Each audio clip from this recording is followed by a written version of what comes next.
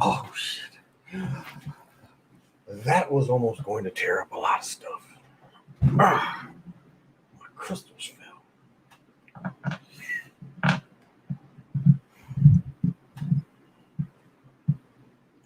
I hope that didn't upset the high vibes, high vibrations. I hope it didn't upset anything. Uh, as we get into this, um, things seems to be going pretty good.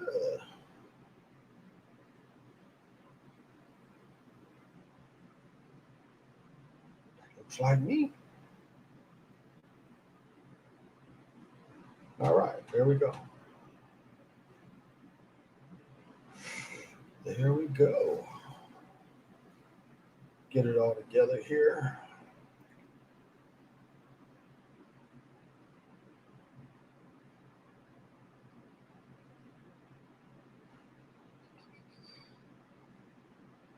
Just give me a second here. It is warm tonight.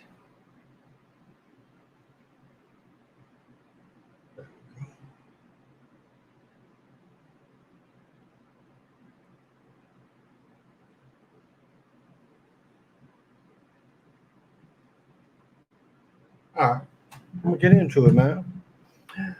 Welcome, welcome. My name is Eight Wind, and I'm definitely timeless. And it all does start with a gentle sadness, because being a Gould is lonely.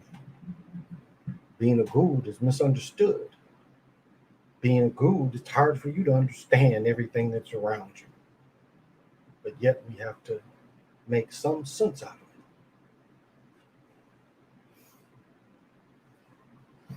I am the holder of the continuous ball game that was created by the Hero Twins. I am your galactic daddy-o, sitting on my galactic patio from Minnesota to the universe. Tonight's commercial beer, and this beer is probably warm because just couldn't get through it, is Vanilla Porter. This is by Breckenridge, and I want to say they are out of Oregon. 5.4, so not overly strong. Funny, they have the Michigan 10 cents. Yeah, they're in Colorado too. I don't think they're connected to Coors. But pop them if you got them. Smoke them if you want them. let me show you the neatest thing I picked up. I picked up this beautiful piece of sage from the reservation. This was about $6. Guess I could have opted for the bigger piece. It was only about like 8 or 9. But this stuff you got to be careful with because you can burn some stuff down with this. So, and my son found this funny, the backwood torch for it. So I'm going to smudge the whole house tomorrow. I'm going to smudge where I'm hanging out a little bit tomorrow too.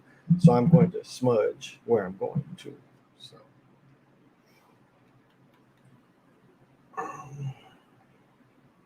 Okay. Hey, Woke, what's happening? Thank you for joining me.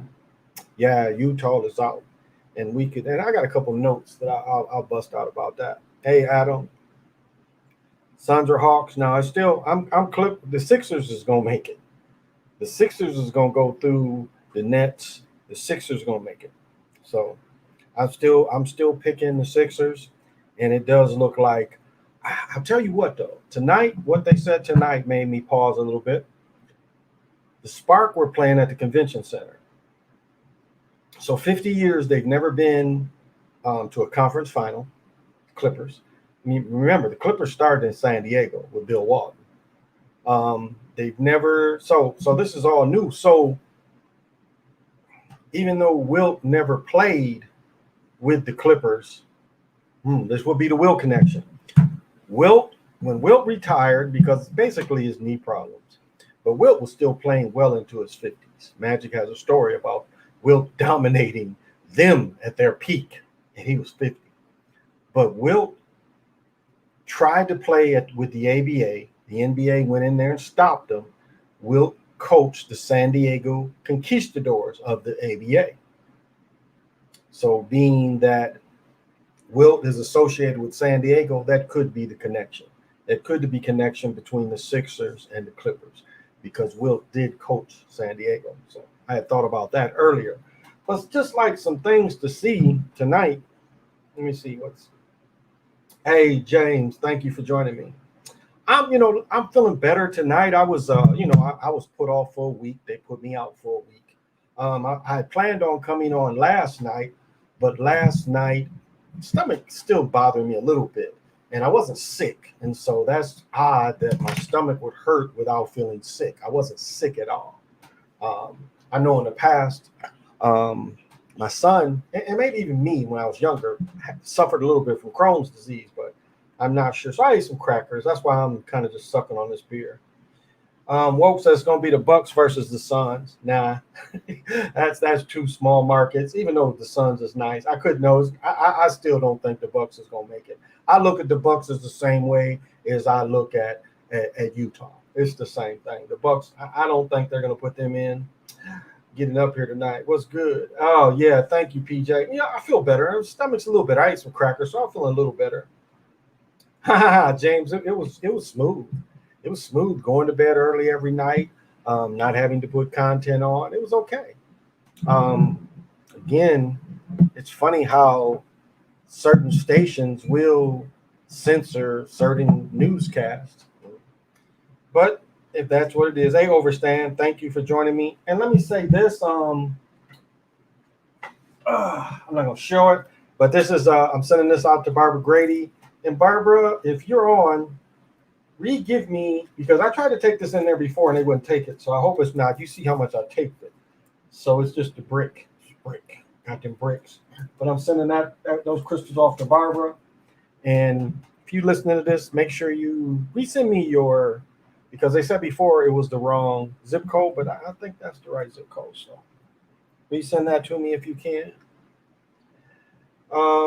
Adam, Nets or Bucks face Sixers, you think? Yeah, I would say my thing is I think I would go right now, just the money they want, I would go with the Nets. It seems like that's the most money that makes the most sense. It is between the Nets and the Bucks, is pushing the Nets ahead. Again, the big market that ain't really been tapped. Again, New York is the mecca of basketball. So I don't think they're going to miss that chance, but I don't think they're going to push them on. Well, thank you, PJ. And just some interesting things that you have to understand how they script these games. So all season, Utah hit 16 made threes. It was a record for the year. They hit the most threes all year. So in the game, this is how they scripted. The game they lose, the Clippers hit a record 19. They hit 14 in the second half, but they hit a record 19. It's the Clippers' playoff record was tonight with 19 made threes. Yeah. And normally Utah beats teams with their threes. As I was saying, if you look at most European players, all they really do is shoot threes, the majority of them, other than Luka. Maybe they may get some tip dunks and stuff. That's why the center. Let me get so first. And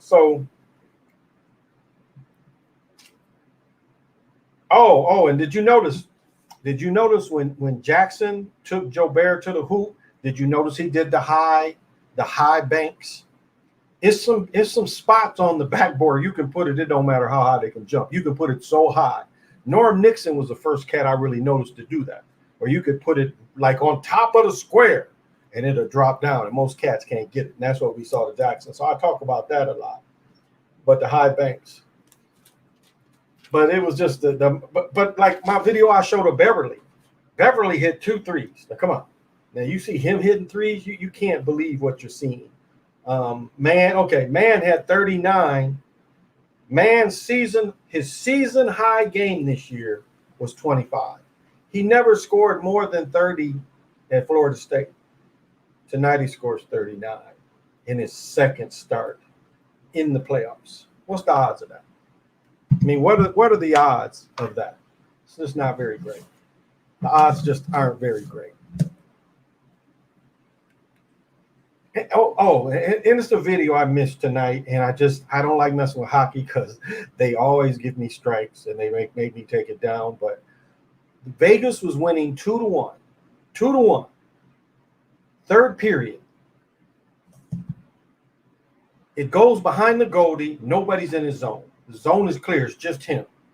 They're coming down, but it's just him. He just happens, instead of him flicking it down the side of the ice, his pad kicks it in front of the goal, right on time for a Montreal player to knock it in. I mean, it was just the most lazy kind of scripting you could see. But I might show it later because they're going to show it again. But Anise, thank you for joining me. Overstand Mocha, thank you.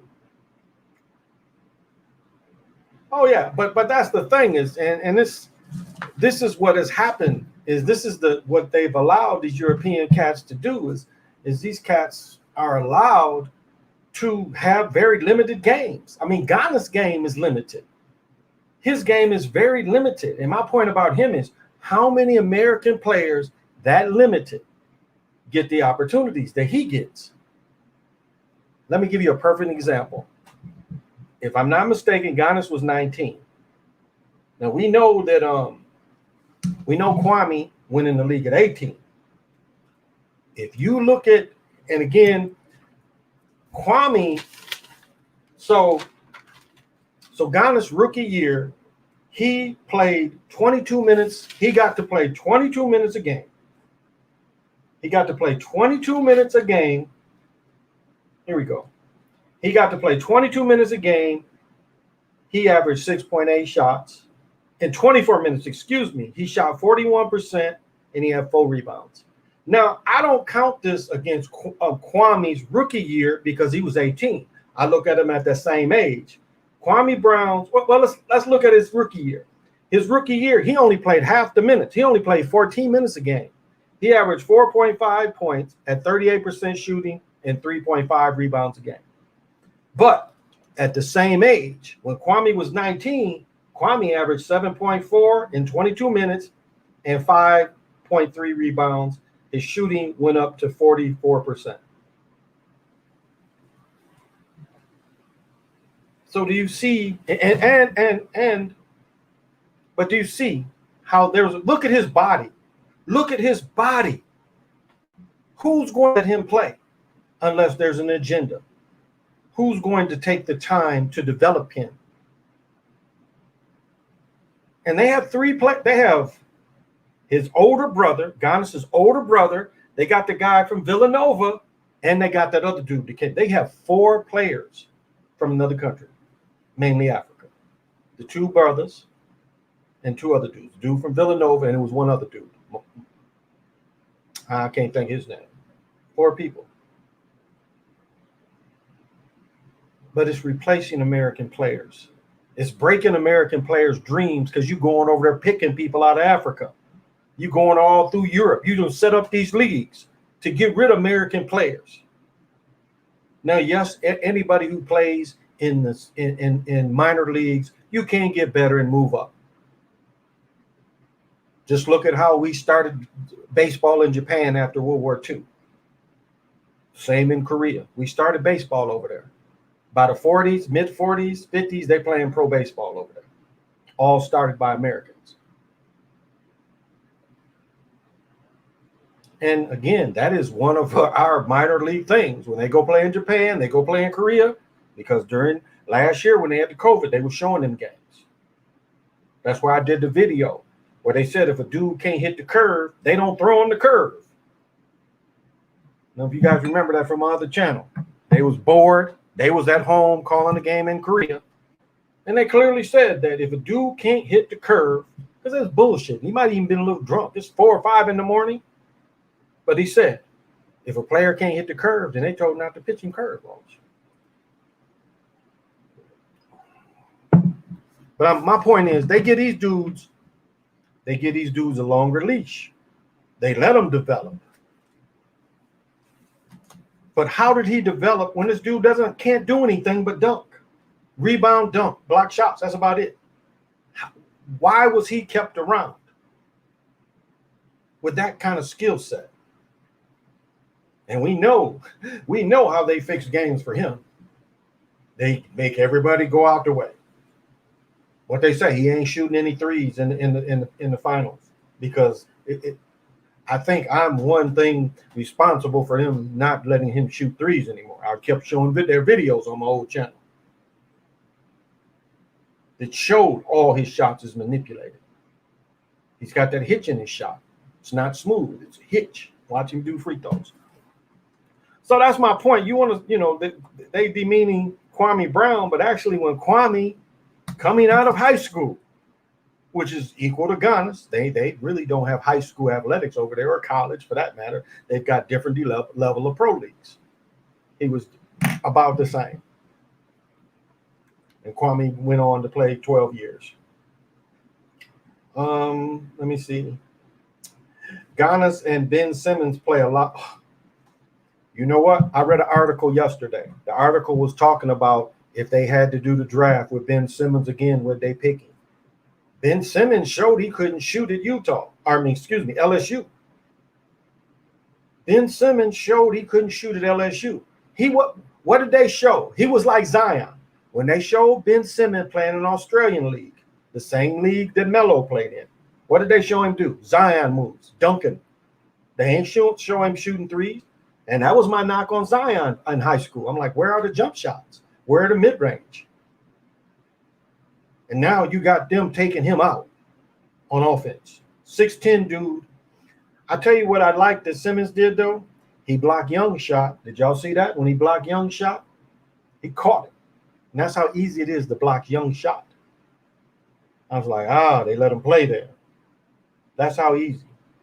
Like they were trying to let you say, okay, Spider Mitchell is the Dame. He's the other Dame. Them 6', 6'1" dudes. They got Beverly at 6'1". Beverly about 5'10".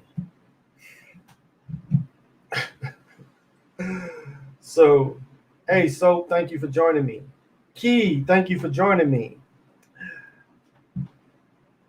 I'm in Milwaukee. Oh, you're in Milwaukee right now visiting family. Yeah, let me see. My family in Milwaukee, my one cousin is up there.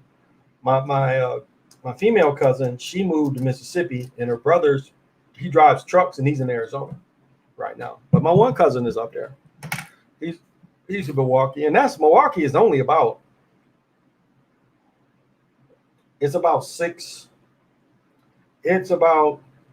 hours, 7 hours, 6-7 hours for me. Stuff keeps getting in my water. I just can't win.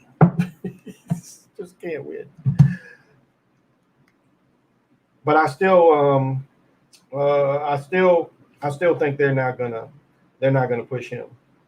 My radar been all season. He does his drive and dunk. They tried to have him shoot, like you said. All he does is throw it near the rim. Exactly.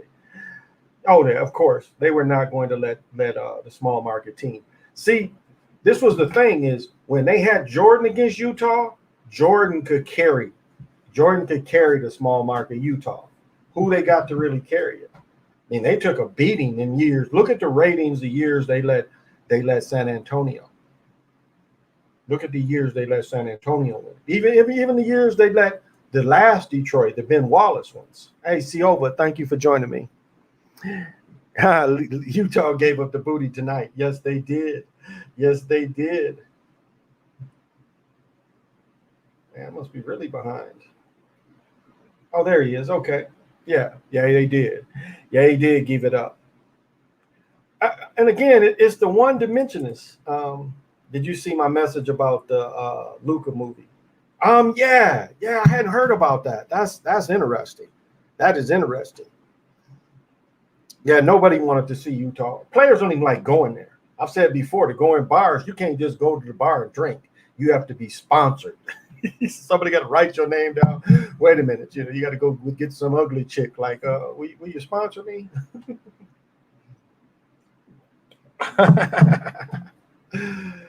So, I think Philly will win next year instead of this. Simmons turning 25 next year, be the 76th season. Rudy be overrated for years. And he was exposed because, again, they kept making him cover the corners. And that's what they were saying is, why didn't you take him out? You saw they was playing small ball. And again, I've said this before, you can get over almost any player. That player you can get it. You can drop that teardrop off the backboard where they can't get it. So all you got to do is release it out of your hand in time, because you can release it out of your hand quicker than he can go get it. And so he was exposed because what else can he do? He can shoot free throws, but again, that's all he can do is rebound and block shots. And he does both. He does both fairly well. But at times it's easy to box him out, easy to take his position. So I thought he was overrated too. But again, they put him in the G League. He played a season or two in the G League. He was getting them 10-day contracts. And then you remember how they screwed Towns over, just like Simmons lost $25 million because Paul George got more votes than him. Simmons was going to be the next guard, but George had more votes. So I think George got the third team. Simmons lost $25 million, but they did Cat Williams the same way because Cat Williams made the All-Star team. Rudy didn't, but Rudy made third team All-Pro instead of Towns. It cost Towns $32 million. So you don't think they did that on purpose? It was like what they did to Barry Sanders as a rookie. Barry Sanders was about to lead the league his rookie year, and they held him out the second half because they didn't want him. It was like $100,000 bonus back at the time. They was like, oh, we're holding him out because they did make the playoffs, but they held him out not to pay him that bonus money. That's how dirty they'll do you. Even though sports are fixed, that's how they do. But again, he's like Simmons, but Rudy is another dude that really, how did he make the league? Really, how are all these one-dimensional people making the league? These dudes that have no dribble game, that all they can do is shoot threes and shoot free throws. That is the script for a lot of these European dudes. Shoot threes and shoot free throws. Where are they putting the ball down at? So, and it's still all script, and that's what we're trying to. Embiid had 7 turnovers in the first game. He had 7 turnovers. So sloppy game for him, but he handles the ball a lot. So, but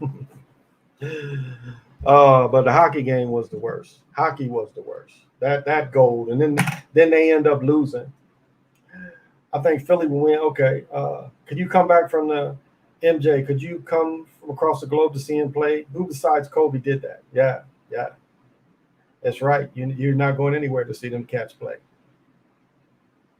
What's up, OG? Who was Lynn Byers sacrificed for, MJ or the Celtics? I always felt Jordan. I always kind of felt that was because of the ACC connection, because they actually had went to camp together, so they knew each other. Lynn Byers is from what, New Jersey? No, no, no. Byers is from Maryland. Yeah, Byers is from Maryland, and I always thought that that was more of a Michael Jordan kind of thing. I thought they sacrificed him for Michael Jordan. I really did, because he would have went in the league a better jump shooter. Again, when his freshman year, when they won the ACC tournament, he killed them. He had like 36 as a freshman. I remember watching him because, again, I used to live in Greensboro. I talked before about one of the ushers was the dude I rode to work with every day, and he was like, he tell me in advance he gets so many tickets. He got to get the game anyway. It's like, you want to go to the game, and I was in all the district NCAA games that they held in the Greensboro Coliseum. So I saw Byers play a lot. I saw Jordan play a lot. They was always playing, because sometimes the Duke games, the crowd would be so big they would switch them to the Greensboro Coliseum. I'm so tired. Yeah. Philly is very inefficient. Do you still have the Don Nelson? I don't have it, but Draco Tunes, I think he still has it up. So if you want to catch the Don Nelson shot, look up Draco Tunes, I think, because it was on my other channel before they erased it. And I want to thank everybody for getting me over 1,000. It's funny that I've gained all these subscribers and I ain't been on. I've released 4 videos since I've been on, and my subscription keeps going up. So I think they're trying to tell me, shut up talking and we'll let your channel grow. That's what it seems. That is what it seems like. Oh my goodness, I don't know what this stuff is. So to just sit there, I'll sip on this beer. So thank you, though. Thank you, everybody. You know, I try to hit the sports information. I try to hit the spiritual information. But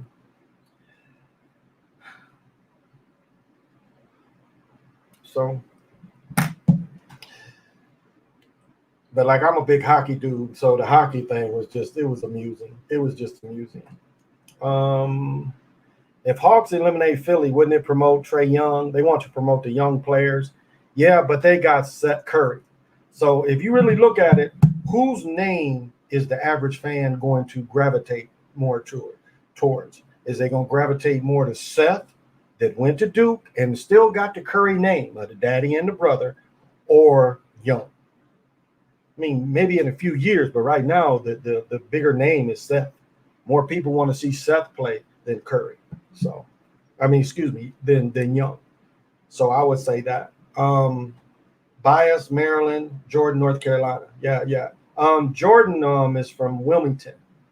He lived right on the coast. That's why I've talked this before about Mike. Mike had a girlfriend that drowned, and another neighbor or friend. Mike was part of 2 bodies growing up. He had a neighbor or friend that drowned too. I didn't know about the second one. I knew about the girl because he talks about that in several of his books. But I didn't know about the other person.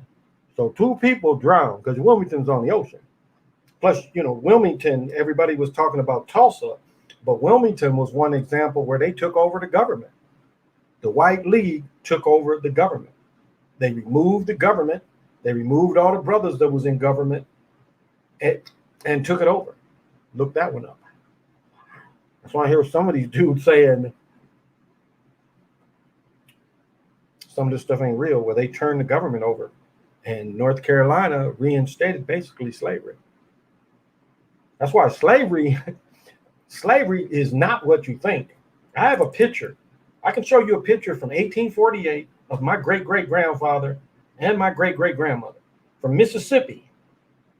From Mississippi. They weren't slaves. They got money to take pictures. Owning thousands of acres. My great-grandfather gave my other great-grandfather 100 acres to marry my great-grandmother. So do he sound like people from slaves? And my great-great-grandfather is probably slightly darker than me. It's different pictures. But his wife, my great-great-grandmother, is way darker than me and him. So look up, see what your family's saying. Checking out the Galactic Patio. Hey, thank you, Mr. Lamborghini. What's happening? Yeah, I haven't done a live in almost 2 weeks. It's about 2 weeks since I've done a live. Yeah. Seth wins a championship. This would be his first, but his brother has 13 connection. That's a good point, Lorenzo. Thank you for adding that. Yeah. So I was going to do a video last night, but again, my stomach is still slightly sour, but a little better. A little better. A little better. I think, let me show y'all. Let me grab this so I can show y'all. Don't get tricked. Don't get tricked. Let me show this.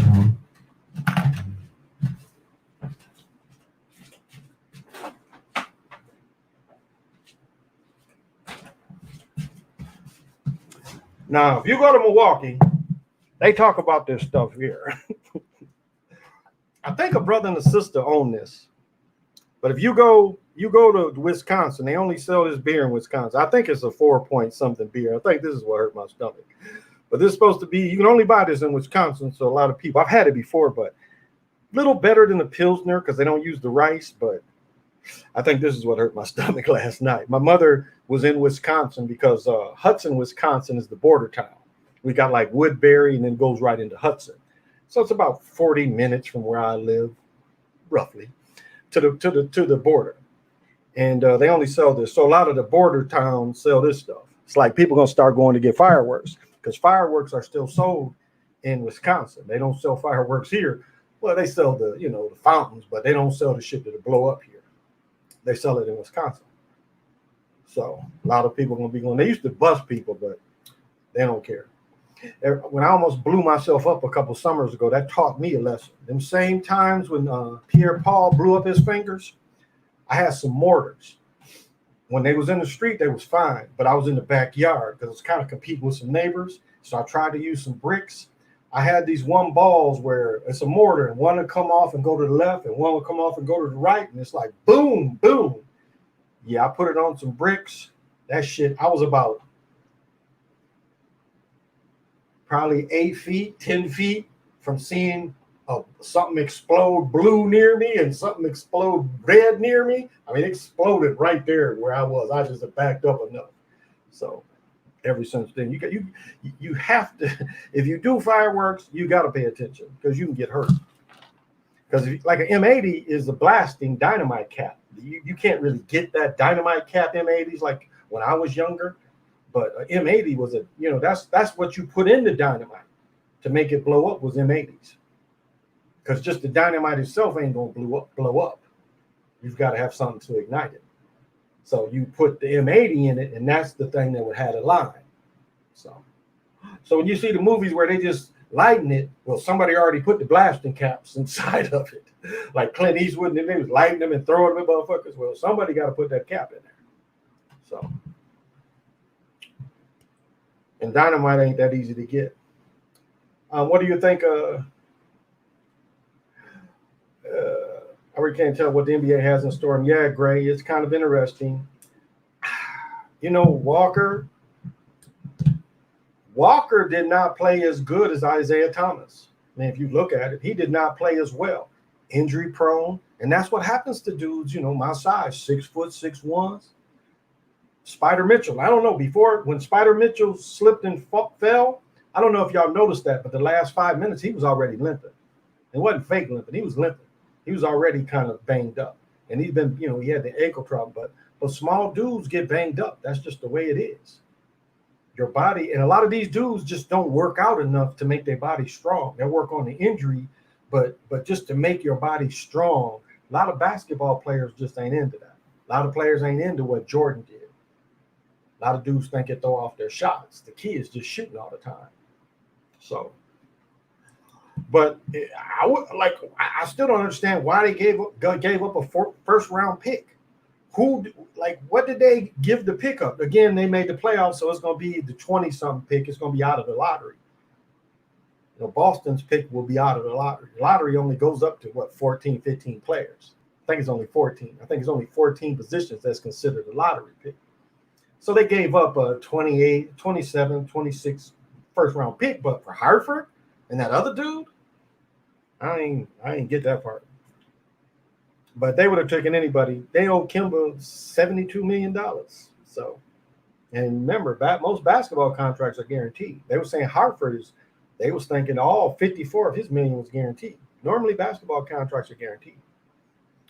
It will be the Suns versus Nets. Nash couldn't bring a title to Phoenix when he played there. He'll lose a series coaching against them. Okay, Boo. That's a good point. I still don't see I see the Nets would lose, yeah. I can see the Nets losing. I don't have the Nets winning at anything. I still just think that Doc, Seth, and Bede are going to get the nod. I really think they're going to give them the nod. I think that's the script they want. And so I think I still give them, if the Suns make it, I would say whoever came out the East could win. If the Clippers, that might be tough. Because remember, what they made Cuban go through. And Cuban was talking about fix because they lost 3-1. Dwayne Wade was shooting 20-some free throws by himself. The Karl Malone treatment. So. Oh, Jesse Lynn, wellness to you. Thank you. Thank you, Jesse Lynn. Antoine, thank you for joining me. They might be playing the boys too much and makes me wonder if the new players are not strong as far as endurance. Well, I mean, be a pro athlete, it's no off season anymore. It's all season. You got to play. You got to keep in shape. You might take a week or two off, but that's about it. Where you're going to be doing something, working on your body. That's been my thing on Ingram. And I think Ingram did work out. Ingram's body seemed a little bigger for his size. But look at Porzingis and look at Ingram. Porzingis is 7'4". Ingram, what, 6'9", 6'10"? Look at this, both skinny bodies. But Ingram, look how well, because he can dribble. He got a short range and a long range and a mid range. Look at the skill set. Look at his skill set compared to Porzingis' skill set. Because Porzingis is again, he got to run and get the tips, get the alleys. But who is he just taking? Two dribbles, step back. He has no really mid-range game unless somebody feeds him and he catches and shoots. But he's not really creating because he's too slow to really create. So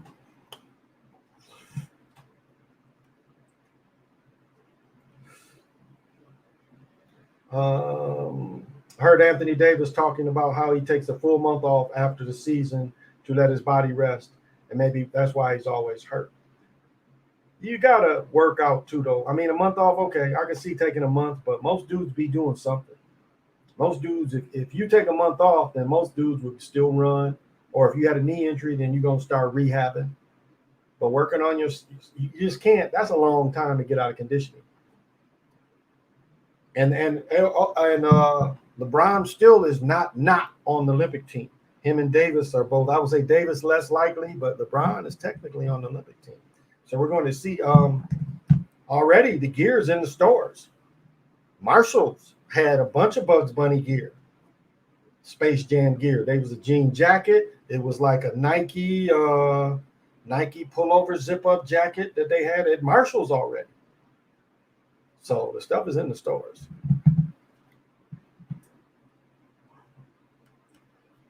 But again, maybe they'll get away from the script.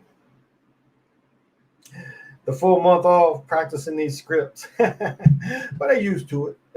That's the thing. You get used to it. It's like you see these files that these cats be getting. I mean, Spider Mitchell is 6'1", and he's taking the world to the hoop. But again, he's another Dame. He's another Curry. He's that kind of cat. But do you see how they do him? Wasn't they the first seed? They was the first seed. And look how they went down. They was the number one seed. They had the best record in the league this year. But you see the same shame ritual that we've seen other number one seeds get. So I wasn't surprised, though. Nobody wants to see Utah. And there's no big name to carry him like Jordan.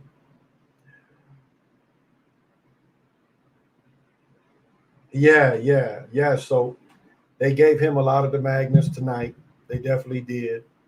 Um, it's interesting that the thing making it, because it's almost like a shaming without Kawhi. They struggled with Kawhi, other than the one game they won, but without him they played better. They won three straight without him, right? Three straight without him. So I found that interesting. Three straight without him. So that's kind of shaming Kawhi in a way. Jackson's game is picked up. You see, the last two games ago when Jackson was making all them threes, very suspect, very suspect, very suspect. So, but we see how they pushed it, because this is the thing is they'll hit threes in one series, then they go to the next series. It was like when Dwight Howard and them eliminated LeBron. Do y'all remember that? When they eliminated LeBron and all them dudes from Orlando was hitting threes. Turkaloo, Reggie, they say mess with LeBron's wife. That Reggie, I can't think of his name, but he's hitting threes. I mean, it was just so ridiculous. Then they get in the finals and they can't hit nothing.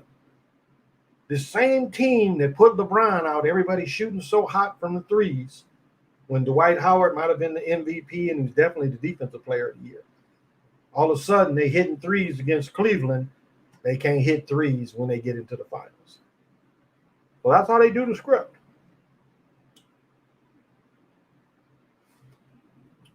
And I get these littles and I just chew the hell out of them. Oh. I remember when the first Space Jam came out, MJ, he had so much star power that the movie made money. You think LeBron has that same star power? I don't. That's why I think the Olympics the next week would give him that. I really do. If it was up to me and I put all that money to make that goofy movie, because that's kind of it's a soft movie for him. Makes you wonder, is he going in them rooms now? Because that's why he got his hair that way they are. So said the soccer Beckham balls in full of effect. And we had a dude that had a cardiac arrest playing soccer last week. Fell out. Y'all remember that? That's all I'm gonna say. Reggie Lewis, yeah, that's what I was thinking. Rashad Lewis, right? Rashad Lewis. Yep. Yeah, Rashad Lewis had a good game against LeBron and put LeBron out, and they couldn't do nothing.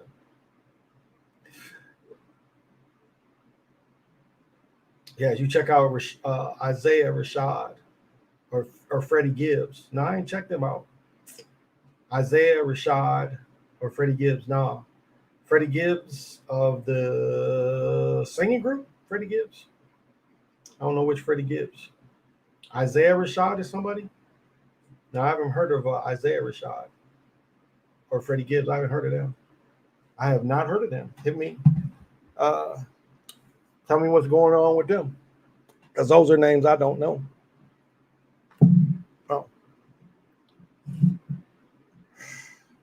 And it is hot up here. It was in the 90s up here today. It's still 80-some degrees. It's still humid. Humidity is very, very high. I got my air off, but because it's loud as hell, but it cools this small apartment down. Where is it at? Here we go. It ain't rained here. We got like 20 minutes of rain Wednesday. It ain't really rained here. It is 72 degrees.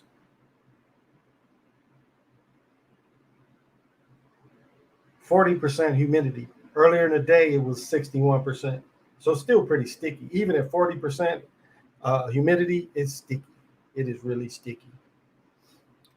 Really, I got this window open. I got two fans blowing on me. So, but the air conditioner is so loud. And it's, if I wasn't under these lights, I wouldn't be that hot. Oh, both of them dudes is nice on the mic. Okay. They in hip hop. Okay. All right. No, I have to look them up. I'll look them up. Lando made it to the finals. Really supposed to be Kobe versus LeBron. Remember how Nike was promoting Kobe and LeBron puppets? Yep. I remember that. Yep. Okay, they nice. Okay, I'll check them out. What do you think is taking over for LBJ as the best player once he's gone? They trying to give it to Luka. And that's why I put in Facebook, Luka Bird or Larry Luka. That rhymes a little more. Larry Luka. That is what they wanted. That is the main. They thought Leitner was going to be Larry Bird. They thought Kevin Love was going to be Larry Bird, and I'll say Kevin Love played way better when he played here. That was a big mistake for him. Well, they traded, but he played. He was carrying the team here, and he ain't played good since. He ain't played good since. So that's why they found Luka. They put Luka in these leagues with these men. They groomed him, made him get calls. Because don't think he just started getting calls. Because he gets that Karl Malone treatment where they give him calls. But see, this year they might have said, well, people seeing that you get calls, so be the angry Luka, get some texts.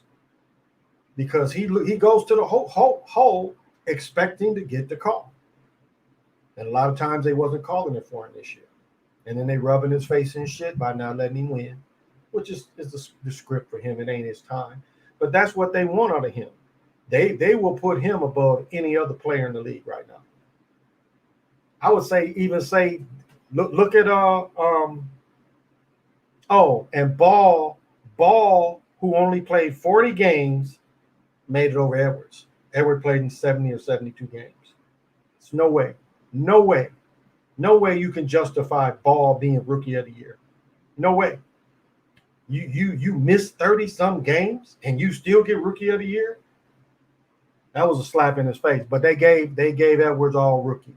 He did make the all rookie team, that's a bonus too. But he was clearly the rookie of the year. But it was a popularity contest. So they might want to pass it off the Ball too, because they know no matter how many Europeans they bring, it's going to be brothers that carry the league. Because it was Europeans that came over since LeBron came over. And none of them was and that's why they wanted Luka to be the thing. They was hoping Porzingis. That's why they put them together. That's why they given Dallas that destination of Utah too, of having these foreign players. So you can bow down. They're just as good. They're just as good. Hey, Reese, thank you for joining me. Thank you for joining me, Reese. I appreciate it. Well, they anticipated him going to the Knicks. I don't see how. I don't know. They got rid of Van Gundy. They fired Van Gundy, yesterday, day before, which I wasn't surprised. If Zion they didn't like him, they was going to get him out anyway. He had a short hook.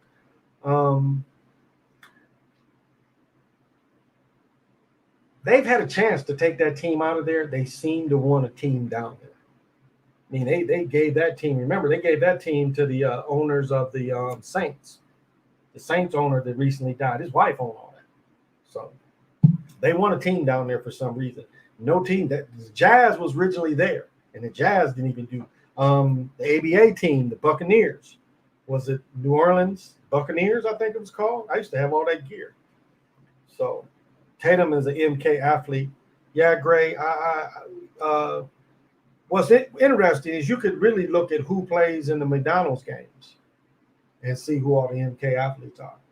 That's a lot what you see. But again, my guy, Shotty Vaughn, now this is 4th year out the league. He's playing in Turkey or somewhere. And he was a McDonald's All-American. Played in the prep school, only played in UNLV, but he was the 15th pick, I think. And he got picked up, Ty Jones. Ty Jones still with Memphis. Now, Shotty 6'6", can shoot threes, rebound, but you got Ty Jones, my height. So who do you think they're giving away to?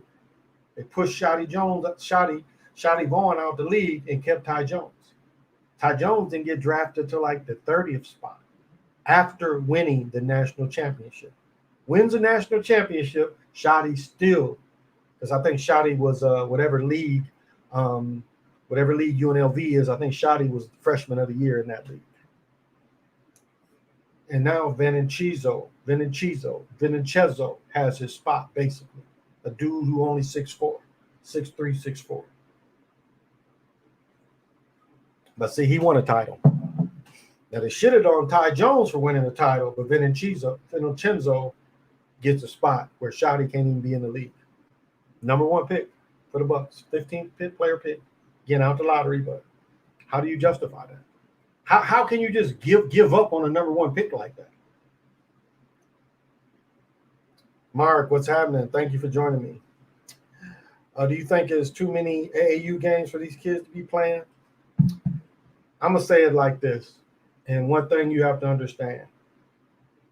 When I talk about the Midnight League was started up in Maryland, D.C. area. And what it proved is if you kept young men busy from basically 8, 9 o'clock till 2, 3 in the morning, crime went down. So my point is, if they wasn't playing ball, what else would they be doing? This does, again, it pushes us into entertainment, which I talked about in the 70s when the leagues merged. There was some kind of agreement with American Europeans that they was going to stop pushing their children to be in AAU. Just some exceptional ones, but not near the numbers. Because you see AAU, you see just all, like, look at the teams coming out of Chicago. Let's use 7 foot. Like the young man that was the number 1 recruit that came out of the same school. The dude, he's going to Gonzaga, 7-footer from here. He's putting that work on people across the country. And one of the top picks in this draft is going to be the dude who hit that half-court shot. But all them went to the school with Master P's son. This boy going to Gonzaga, Master P's son signed at Tennessee State. He had Tennessee State tournament. He had Tennessee State talent. So I don't think they play too many games. For the boys, I'll say the girls, absolutely. If you have a daughter, limit her. Because I've said this before. When I was reffing, and I reffed all over the Midwest. AAU finals is held in Orlando. Yeah, ESPN, yeah, Orlando. And then MI or MIA or whatever it's called was held in Fort Wayne, but there's another one in Iowa. Girls absolutely play too much. They play too much. Now, again, the last couple of years it's different, but just say a regular, as I was saying, most tournaments, boys will play 3 games, maybe 4 if you make the finals. Girls would play 5 games, maybe 6 if you make the finals. It was so many more girls teams. And I don't mean a few. I mean, we would have packed girls teams. So when we was just having regular, like not just tournaments, just because sometimes they just play. It don't be anything on the line. It just be somebody have a tournament and they just really just play. So girls, absolutely. Absolutely. Girls could play, and this is no cap. Girls could end up playing 70 to 100 games in the summers. Like if you took the spring to the summer, girls could play close to 100 games. I mean, if you traveled and the program had that much loot, girls going to be playing all the time. The girls' leagues, there's way more girls. There's more women in the world. So, yes, if you have a daughter, limit that. Even if she's one of the top players, limit the amount she plays in because they will have her playing every week. They will have her playing, again, dudes may play 3 or 4. The women play 5 to 6 just because of the amount of girls. So keep that in mind. If I can tie Kevin Love to a team, it would be the Timberwolves. That man balled out in Minnesota when he became a Cavs with LeBron. He just disappeared. Yeah. I mean, I watched him play. I watched him play a bunch, and he every night. They had to look out for him every night. They had to look out for him. He had a decent team around him. Wasn't never really playoff bound, but a decent show. He played hard. That's why I say, Christian Laettner wasn't terrible. He wasn't a terrible player, but he wasn't Larry Bird. And anything less than Larry Bird, they was going to be disappointed. Because I think he was the number 2 pick. I think it was Shaq and then him to the Timberwolves. So Kevin Love's but again, remember, that first year, Kevin Love had his shoulder, Kelly Oubre or Kelly Oubre, whatever that big goofy dude's name is. Remember, he put Kevin Love. I had that in the video too, where he purposely pops his shoulder out of place.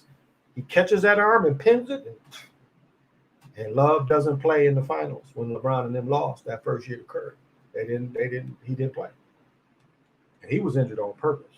That was a purposeful injury. RMR, you're like, Moray, you like him as well. Okay, RMR. Okay. I can give you my new music. uh, I like all J. Cole new music is nice too. The new stuff is Camp.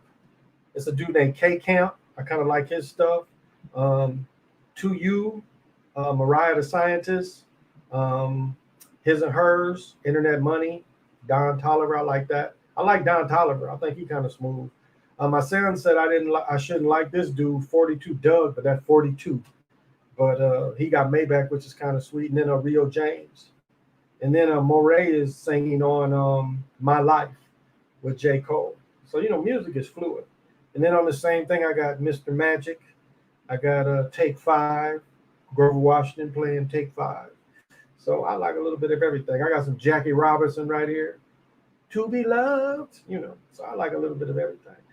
And truth be told, DJ Khaled, almost every song on DJ Khaled's album, like him or not, the music is decent music. So, but I listen to everything. I listen to oldies. I listen to everything. I can vibe. It just depends on how I'm vibing with. Kelly Oubre, MK Ultra, I reckon. Yeah, because they kept him around without any skill. Not Kelly Oubre. No, it was the 7 foot dude. The 7 foot dude. When he hurt him, he must have been with Boston. He's bounced around the league. It's not Kelly Oubre though. It's another dude. Kelly Olynyk. Olynyk, I think is his name. Love and Paul George are similar. They both play as a number one option. Really could. Love was the first option here. And Love could play from the elbow out.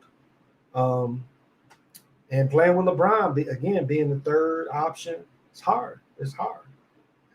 You rock with Vince Staples? No, I haven't heard of them. I had to look that up. Vince Staples. Okay, I'll look him up too. K Camp, nice out of Atlanta. Oh, all right. I didn't know he was out of Atlanta. Larry June currently are good Sunday morning jams. Okay. Olynyk. Yeah, Kelly. Yeah, Greg. Kelly Olynyk. Yeah, Kelly Olynyk. Yeah, that dude. He hurt. And they kept him in the league for that because he really shouldn't be in the league. Because if you're big and you can't shoot, why are you in the league? So, oh, wow. Okay. So, yeah, people found this hard to believe, but in college, Christian Laettner was better than Shaq. With the 94 team, looked for a college player. Laettner was the guy. He won it. And if you went on, because Shaq didn't win it. Remember, Shaq had Roberts. Remember? Shaq had Roberts, and when Shaq was a freshman, he still had Mahmoud. Y'all remember that? When Shaq was a freshman, Mahmoud was there. Stanley Roberts. Now I don't know if Stanley Roberts was there when Mahmoud was there, but Mahmoud played with Shaq. And Mahmoud was the first player I saw that could hit 20 straight. I mean, like he could, when he was in college, it was nothing for him to make like 18 out of 20 and be the only one shooting the second half and just nailing them, consistently nailing them, and then catching alley-oops. Remember, he was a McDonald All-American too. When he made the McDonald All-American team, USA, he was one of the top players with USA, but the top player was Morning. But Chris Jackson was there too. He was probably the closest thing that anybody got to see that was like Pistol Pete. And Pistol Pete, I mean, Jabbar is the greatest basketball player in college ever, probably high school too. But Pistol Pete is the greatest scorer. I mean, he averaged 44 points a game without a three-point shot. So, and you can't give him nothing less. I mean, Pistol Pete scored, I think, a 70-point game in the NBA. I mean, he could do it. He was 6'5" and had some of the best handles ever. I've talked about this many times about Pete. His drills are still used. Pistol Pete's drills are still used. And he was weird the way he died. His heart, check this out. His heart, like most of your arteries go like this, like this, and they go like that. You follow me? Okay? Pistol Pete shit wrapped around his heart. His arteries actually took a went around his heart. So he had a deformed heart, is what he died from. But it's funny that that was never in a physical. It was like my aunt. My aunt was born with her heart and all her stuff on the left right side. My aunt was like 1 in 1 billion children almost, but her heart was actually everything. Everything was changed. But look up Pistol Pete if you can find that diagram of what his heart, because they put it all in the paper when he died. But his valves, and I was taking anatomy at the time, and I remember the teacher putting it up, and it was just the weirdest thing the way he was born. He was born with a heart problem. Probably shouldn't even played sports. But like my hips, my hips are deformed. They don't fit in my socket. And do you know how many physicals I've had in my life through sports? Like when I sprained my knee, when I probably needed surgery, I probably shouldn't have played the year we won the Gold Bowl, because I had sprained my knee a week or two before going into camp. And I learned later I tore my meniscus.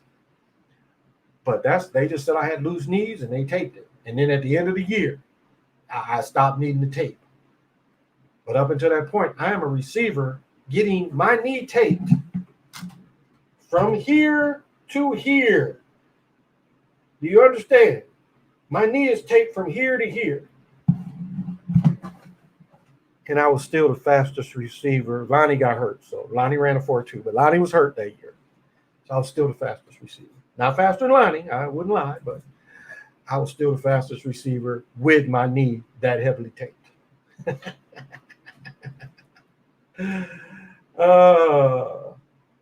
Bodie James, Chris Jackson. He's out of my mama's hometown. Gulfport. Yeah. I knew he was from Gulfport. Oh, you saw Vince Staples twice. Okay. Are you going to gamble on September 4th NCAA week? Yeah, let's get together with that, because I do. Yeah, let's get together when that starts, and we'll start gambling on the football, because I generally gamble on football. Okay, he's smooth. Okay, I'll check that out. Thank you. He was very nice. Mahmoud was nice. The 90s Dallas Cowboys in the White House. Trying to think, was that Bush 1 was in the White House? I'll tell you, the funniest one was when Reagan was in the White House. Redskins won, and Ricky Salters, was that his name? But remember, he did the Cabbage Patch. So like Reagan, the Gipper. Remember, Reagan played the Gipper. I don't know if y'all remember that. He played the Gipper. The Gipper was under Newt Rockney, and the Gipper was like on the way to win the Heisman, and he dies during the season of pneumonia, and he says, "Win one for the Gipper." That's where that comes from. But Reagan played him. So Reagan throws Ricky Sanders, maybe that was his name, the receiver for the Redskins. He throws him a pass, and then he starts cabbage patching. He starts doing the cabbage patch.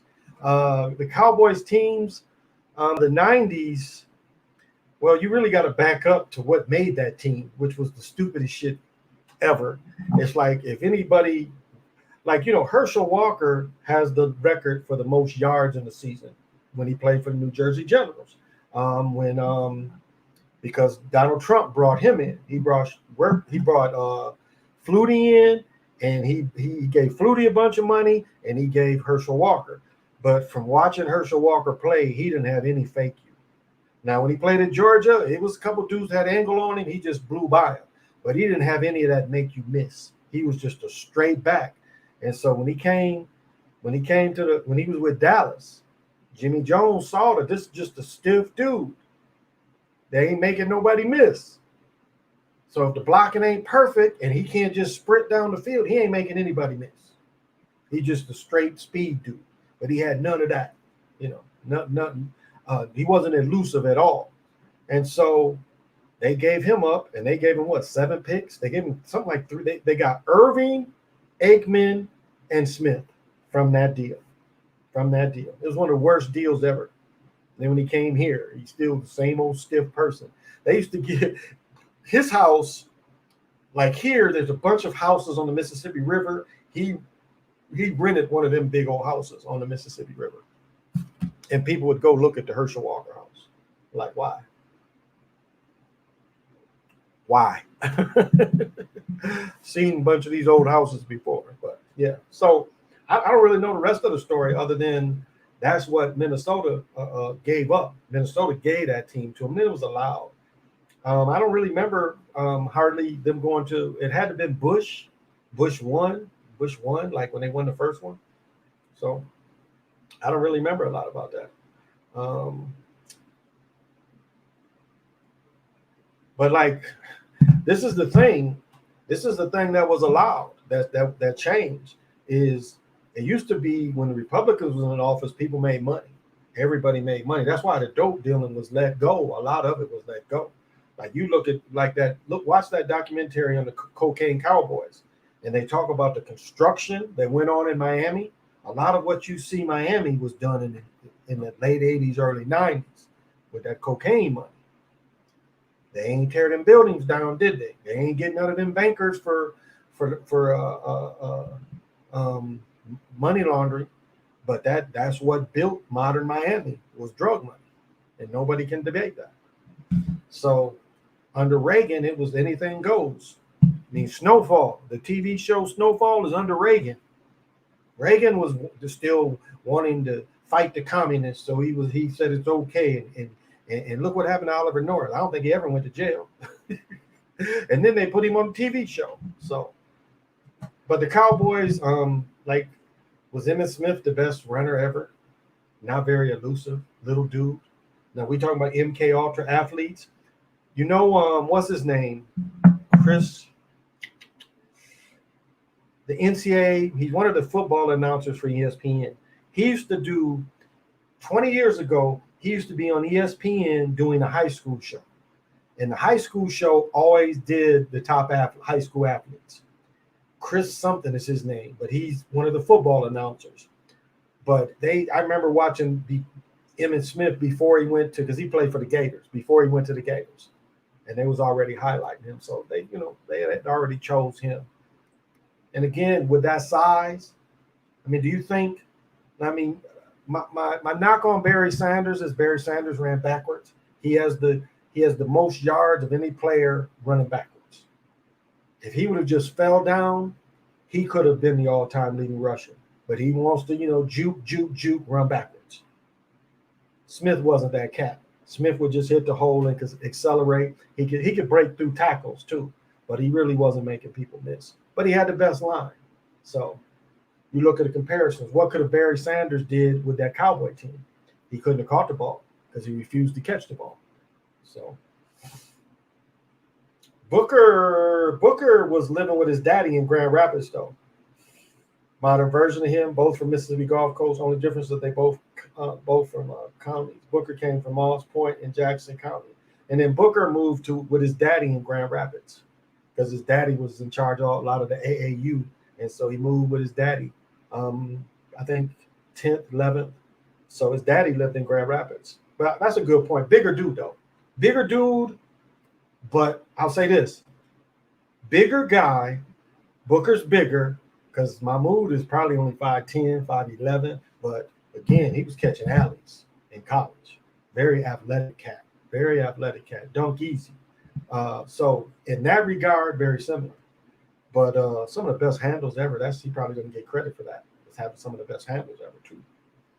Chris Fowler, exactly, Fowler. Remember Fowler? Fowler used to have a high school show where they highlighted all the high school athletes. Chris Fowler, thank you, Greg, thank you. Cocaine Cowboy, Griselda was a bad bitch. And that's the thing is, if you watch any of that, it shows you. If you watch any of that Griselda stuff, she's CIA. She's CIA. They had the ship show, the Mayflower ship show, and they linked her with 100 keys. And then she's allowed to go to Miami. Even back then, without the computers, they could come get you. She goes and sets up in Miami. And that's where the drive-by shooting started. It didn't start in California. It started in Miami because the CIA backing her, they were shooting at people. So the CIA basically came up with the drive-bys. And they just did what they was doing in Florida. They switched it to California. A lot of the violence as we see today. I've talked many times about Gary Webb. The thing about Gary Webb is I've talked about the guns, and then I've heard young men, LA, and the same in Chicago, where it's just guns. They find guns in the trash can. Oh, y'all catch this. Did y'all catch this? This gets off the gun thing. And somebody put this on Facebook too. No, not that one. I put this on Facebook a couple of days ago. See if y'all heard about this.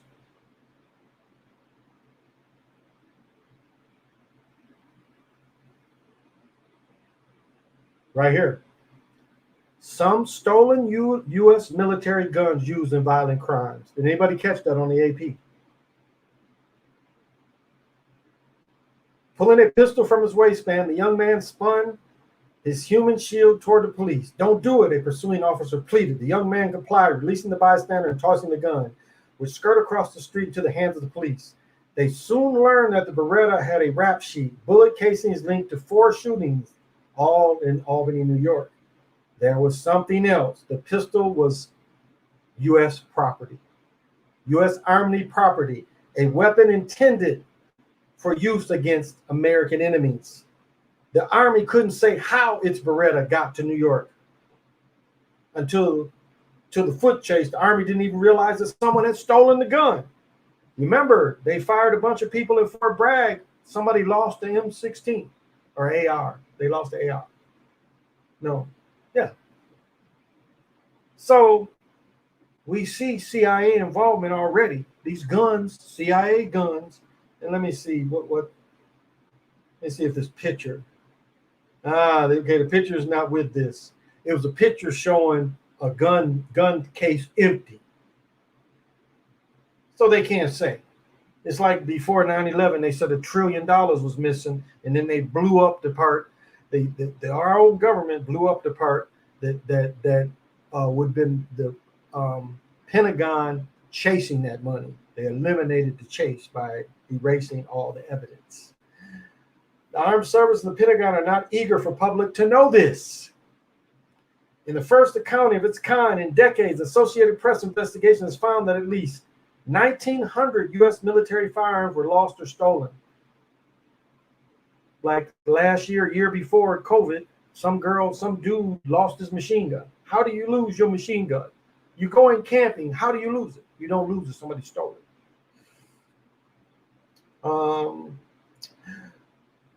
During the 2000s and 10s, with some resurfacing in violent crimes, because some armed services have suppressed the release of basic information.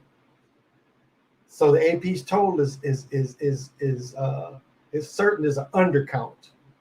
Government records covering the Army, Marines, Navy, automatic assault rifles have vanished from armories. That doesn't happen without somebody in the know. Supply, warehouses, Navy warships, firing ranges, and other places where they were used, stored or transported. These weapons of war disappeared because of unlocked doors. Now, one thing I know is I worked on a base. I had a contract. I had guards on this base. I owned the guns. My guys could unlock the guns every night. And the same time as the Air Force people, we was all getting guns at the same time. So it was 2 people that had to have keys. It was the person that was, and this guy wasn't even a lieutenant. What was he? He was a sergeant. There was 2 sergeants that had keys. I had 2 guys that had keys for mine. So if both dudes wasn't there, one guy had to make sure he came and gave the keys to somebody else. So it's not. I've watched how these guns. It ain't like they take the guns home. The guns get put back up. So we see unlocked doors, sleeping troop, a surveillance system that didn't record break-ins. While AP's focus was firearms, military explosives also lost or stolen.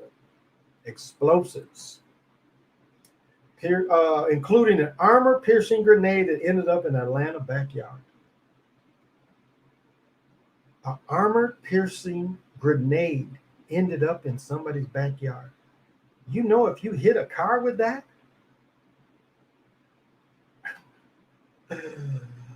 Uh, and they say the rifles.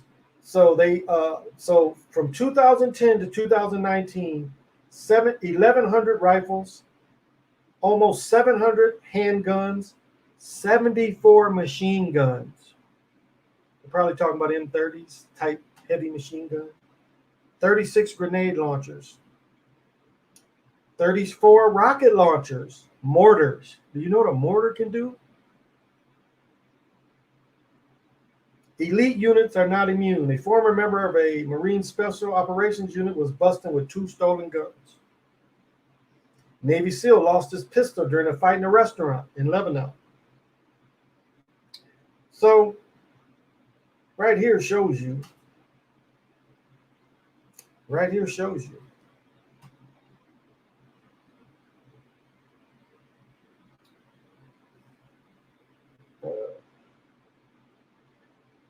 Uh, no, not Chris Collinsworth. No, it wasn't Collinsworth. It was Chris Fowler. Definitely Chris Fowler. Yeah. Yeah, it was Chris. It was Chris Fowler. How the Army lose guns to civilians? Exactly. So very fishy. They dropping the guns off. Exactly. Certain government employees leave boxes of guns in alleys, setting the bait out in the ghettos, and their stories about this. Well, that kind of goes into like with Gary Webb's full story, and this didn't really get reported. I'm about the only one that reports this. But if you read his stuff thoroughly, there was a tractor trailer that was left somewhere in South Central. And after a month, they broke into it full of guns. That story didn't catch very many. When people resurfaced about Gary Webb and made the movie excluded that. But that was a part. But as I said before, it was some dudes in LA gangs talking about them finding guns on the railroad tracks in barrels. The same thing was talked about in Chicago. Dudes saying they on the train track just fucking around. Here's these barrels of guns.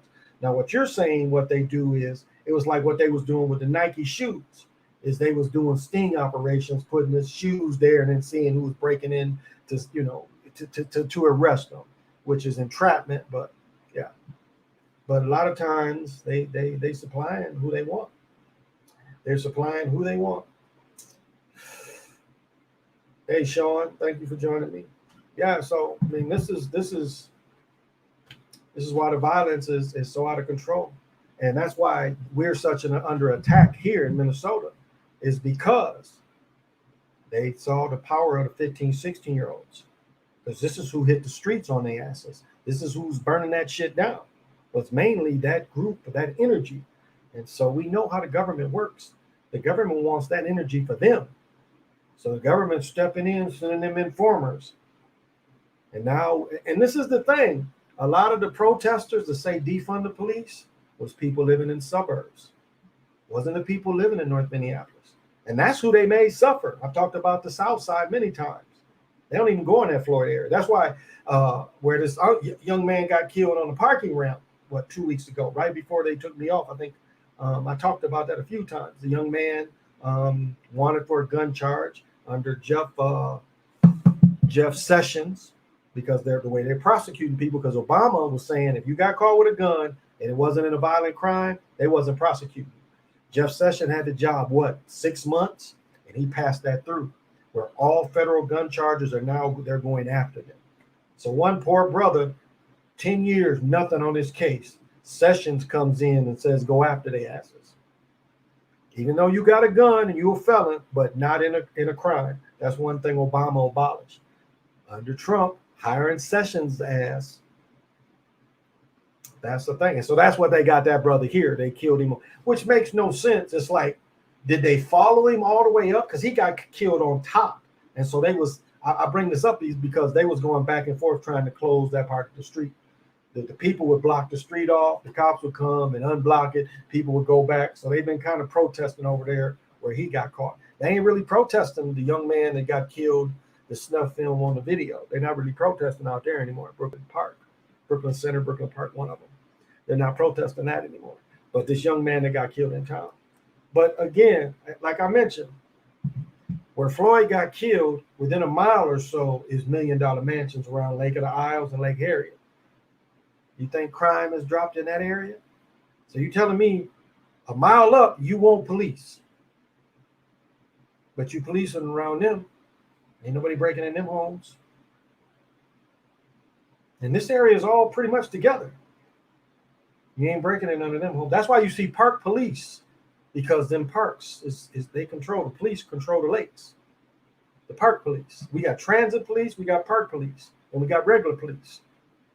So we have three different types of police here. They used to be what's it called? The terrorist people, whatever that was called. We used to have them cops here too. Because when we had the Super Bowl here, Homeland Security, we used to have them cops here too. Because when I was going to the Super Bowl stuff and going to the Final Four stuff, they was here. I did a video about seeing all them different. I did a video where I filmed these dudes, and it was 4 different police. And I filmed the feds. It was like I was behind some feds, and I had the camera going around, but I'm filming these dudes, Homeland Security. I'm filming these guys.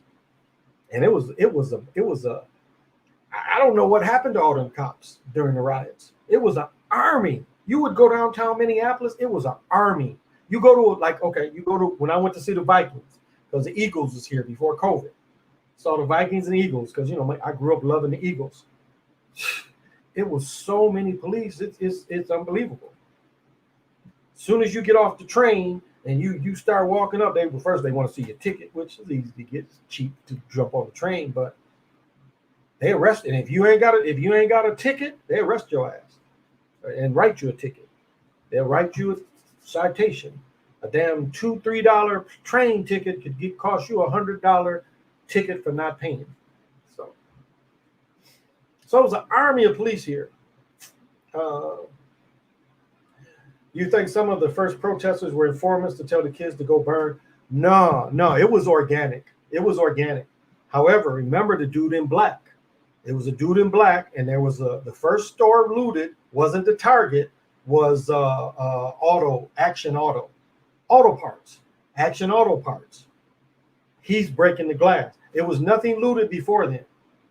But that dude, and I don't know how true this is, but the dude in black was found out to be a St. Paul police officer, because his girlfriend busted his ass. She put him on IG. She said, "This is who this is." And the people go up to him and like, "Why are you breaking windows?" And so they brought people in to do the smashing. But see, I saw that when Trump got elected. Zach Hubbard talked about that very same thing. Said a group of people came off the bus, and he said people was just regularly protesting, and all of a sudden a group of people is smashing windows and stuff. And so and this is the thing about Target. Now, if anybody works in groceries, especially a super grocery store that got clothes and got food, it's always coming in, always. And I had a friend that worked over there, and they was like, yeah, they didn't get deliveries for a couple of days. So they knew they was about to shut down. But it just shows how easy we are misguided, because that's to misguide you. That shows your pettiness. I mean, other than electronics, what the fuck is in there? And that's the sad thing, is the toy area got wiped out. So who you think taking them? Who you think going in there and getting them toys? Mostly women. Like I told the story about when they broke into Foot Locker. A young lady just graduated told me this story. She said when she went in there, it was all the men's shoes was in there. She said all the shoes that was gone was the women's shoes and the little children's shoes. But she said the 12s, the 13s, she said it was just a wall full of them. So you could tell who went in them stores first. But that's to take the energy away from the point. So yeah and no. Yeah, it was organic at first. Booker was born in Grand Rapids, but he graduated high school in Mississippi. His dad is Melville's assistant coach. High school he graduated from. Oh, okay. Okay, so they took him down. All right. I got you. Okay, Lorenzo. Okay, so his dad took him down there. Yeah, and his dad was also AAU coach too. I know his dad was AAU coach. Yeah, he had an umbrella. Exactly. Yep, Mr. Lamborghini, he had an umbrella. Yeah. People from the suburbs saying defund the police. Yeah, he was told to do an incite to riot. Looked all out of place. Exactly. And they were scared because when they actually burned down the 3rd precinct, the night before they burned down the 3rd precinct, cops, because what happens is the cops park. Like there's a fence where the cops park. Some of them park on the street, and some squad cars. Yeah, they tore all that shit up. They smashed all the windows of their personal vehicles. They got overrun. They got overrun. So the next day, they got the hell up out of there. They got computers and stuff. Now, I imagine the guns and stuff. I never heard anybody taking guns up out of there, but in computers and all that, a bunch of that stuff was taken. So they didn't even open that back up. They didn't even open that precinct back up. But that's the sad part is they making the people on the south side pay, because what they didn't tell about North Minneapolis was them people forced them, and they came up with some more millions to start patrolling because that's who they took it out on, and that's who they started arming these people. And that's where the government went to these people and said, hey, we better arm these people so they can take this over. And that's what they've done to the south side, and that's what they've done to the north side. They've let the young people take it over. My neighbor that moved today, I told this story maybe around Christmas. They're going, we have, everywhere, most decent sized cities have Broadways. They're going down Broadways and these people are shooting at him. This young lady that graduated yesterday, her car was shot 7 times. If him and her wouldn't have switched positions, she would have got shot. And it was just like the different size of him being in her car and she got in the car behind. But where it hit with her size, it would have hit her. It missed him. It hit like beside him. But if she would have been driving, it hit her. But they are being chased like a movie. They are driving 80, 90, people chasing them and shooting at them. And no police ever came. They are driving down where it's 30. They're driving 70 or 80. And I mean, this is fairly packed. This is a fairly packed area. Again, it was probably 11, 12, not as packed, but no police. So they're suffering over there. I told the story 3 weeks ago. Young girl got shot in the head and died in front of what's called a Super America. 3 children got shot. Somebody just sprayed the front of the store. The 3 children standing out there. So, you still think it's the Barkley ritual, Suns and Sixers? I see that. I do still see that. I think that's what's going to be. Charles Barkley is getting a lot of publicity, and as Sly says, I hope Charles isn't on the clock, but if it ain't going to be Charles, it's going to be somebody around there, or even somebody somebody linked to him. I don't know. I'd hate to see it be him, but we know how they do this stuff. So kind of a hard one to call. But that's what I see it as. Now, if the Clippers go again, it's kind of loosely a Wilt thing, but probably Barkley more than Wilt. So Barkley's talking about, in order to talk about Barkley, that he might be leaving TNT because of the cancel culture. So it's been a lot of that talk. So, I mean, are we watching something here that, because if they did take him out, I would bet they would win it all. I still think the Sixers are going to win it all, though. I still going with the Sixers. I think they're the best story coming in. They're really the overall best story.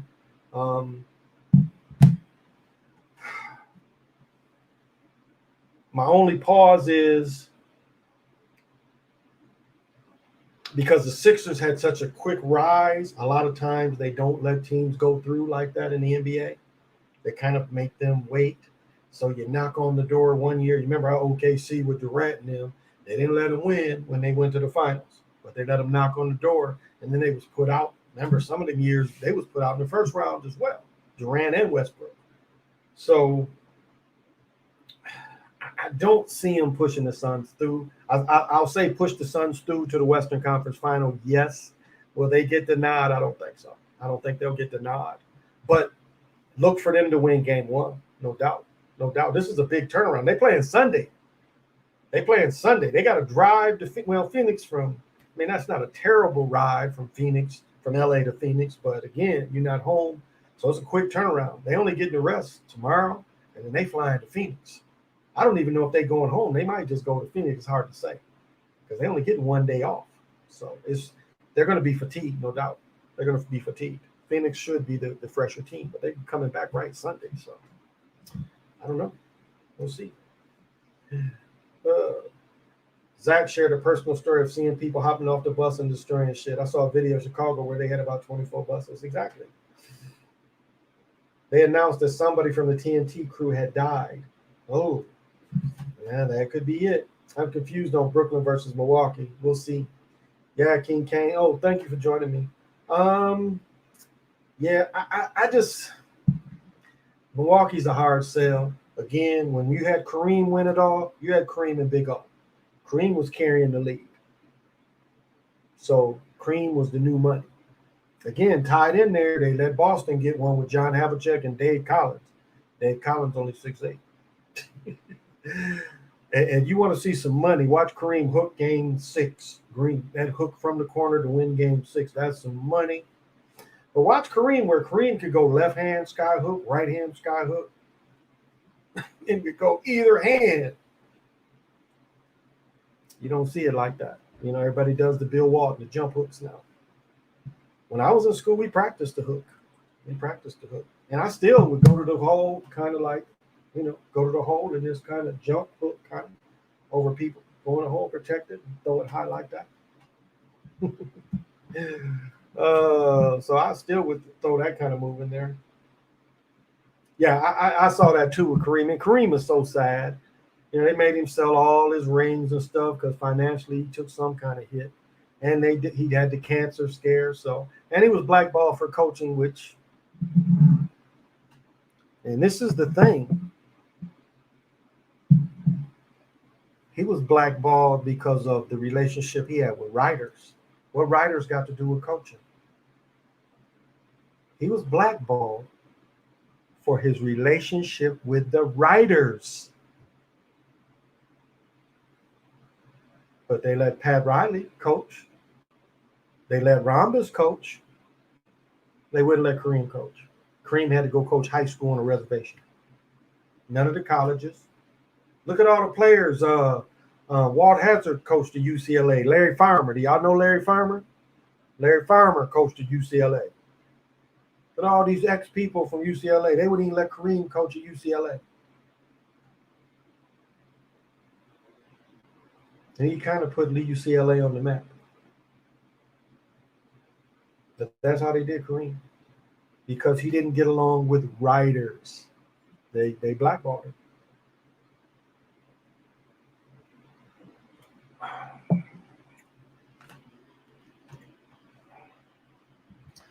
But that's how they do, folks.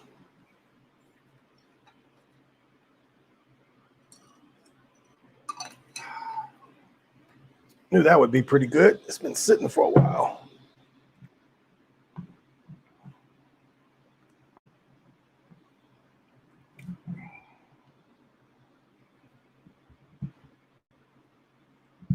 Oh. I know Sixers versus Buck in EFC. Remember they played 20 years ago in that conference final. That was Ray Allen, Iverson versus Ray Allen. Yeah, as soon as I started reading that, Lorenzo, that's what I was about to say. When Ray Allen beat them with a last-second double pump, I watched that game. And Iverson and had a good team. I want to say Alonzo Mourning was there with Iverson one of them years. I think Iverson played, 2 years? Because they prop 48, so Iverson might have played there 3 years because they prop 48 Iverson. I think they screwed Kareem. He didn't go along with the get along. Yeah, kind of. They did screw him. They let him work with big men, kind of like what Akeem is getting to do now, but they wouldn't let him coach. Would not let him coach. Oh, overstand, okay. How much power do these writers have? Well, this is the problem with Barry Bonds that he's going to face and Roger Clemens, but Bonds more than Clemens is the writers. He wouldn't deal with them. And the writers are the one that have a vote to put you in the Hall of Fame. It ain't got nothing to do with steroids. Nothing to do with steroids, because steroids is what brought baseball back. Because baseball went on strike and they missed the World Series. What happened around the same time is hockey did the same thing. Didn't have an NHL playoffs, didn't have a World Series. And people was like, to hell with baseball. So they allowed the steroids. They allowed the juiced up balls. They allowed the juiced up bats. Because remember, the next season, Sammy Sosa got caught and suspended about 30 games for having a cork bat, which makes you think that he was doing it all alone. And then look at the ritual they made that poor man do. If that's him. If that's even him. Oh, easier on my back to read this. Caden Harvin 3-1 game sevens could be 4-1. Coach for Bucks could pick up his 14th loss in the playoffs. Um, as Bucks coach, we'll see. Oh, thank you, King Kane. No, Morning couldn't have been with Iverson because he came out in the league in '92. Yeah, that could be right. It might have been Mutombo, maybe. Was Mutombo with Iverson for a year? Um, he played with the dude, their big man. Yeah, I'm picturing his face now. Their big man, the big man at Georgetown, played with Kwame Brown. I can't think of his name, but I can picture his face. And it wasn't Stanley Roberts, but he looked like Stanley Roberts, same kind of build. But it was that dude. And that dude later played with was they the Bullets or the Wizards? It was probably the Wizards there.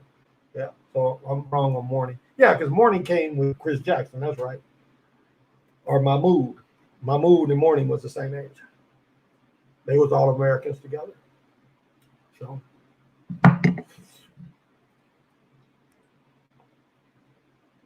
Jahidi White. There you go. That was him. Jahidi White. Thank you, PJ. Yep, Jahidi White. That he was there. I'm pretty sure he was there with Iverson. Yep, Jahidi White. Thank you. There you go. When I old man, I got some people that help me out. But yeah, I think he was there with Iverson. But that they had Ray Allen in them. And Ray Allen hit an off-balance shot. There was money. They had him though. They stopped him there, they win the game. But Allen, I think they only beat him by 1. But yeah, I watched that. I mean, I wish I'd have kept all my years of watching the NCAA papers all together. But that's a lot of paper to keep. And, you know, like when my 26-year-old son was little, I kept all his papers and shit. And his mother was like, "Why you got this shit?" She's like, "We supposed to move all this shit too? Well, it's just papers, and we got to keep his papers. It's his papers. When he's older, he'll want the papers." Yeah, he didn't want that shit. He didn't want that shit. So that was my thing. Got tired of moving it. Now I want to show you like how quality control works. I bought this shirt at Marshall's, and my son is colorblind, so he has trouble seeing red and greens. So he was trying to tell me. And again, I have dyslexia, so I get the words mixed up. Because when I first grabbed it, I was like, "What is this? This purple?" But this shirt is washed out. This is definitely an irregular. The color is washed out. This ain't tie dye, but you can see it's not the original color it's supposed to be.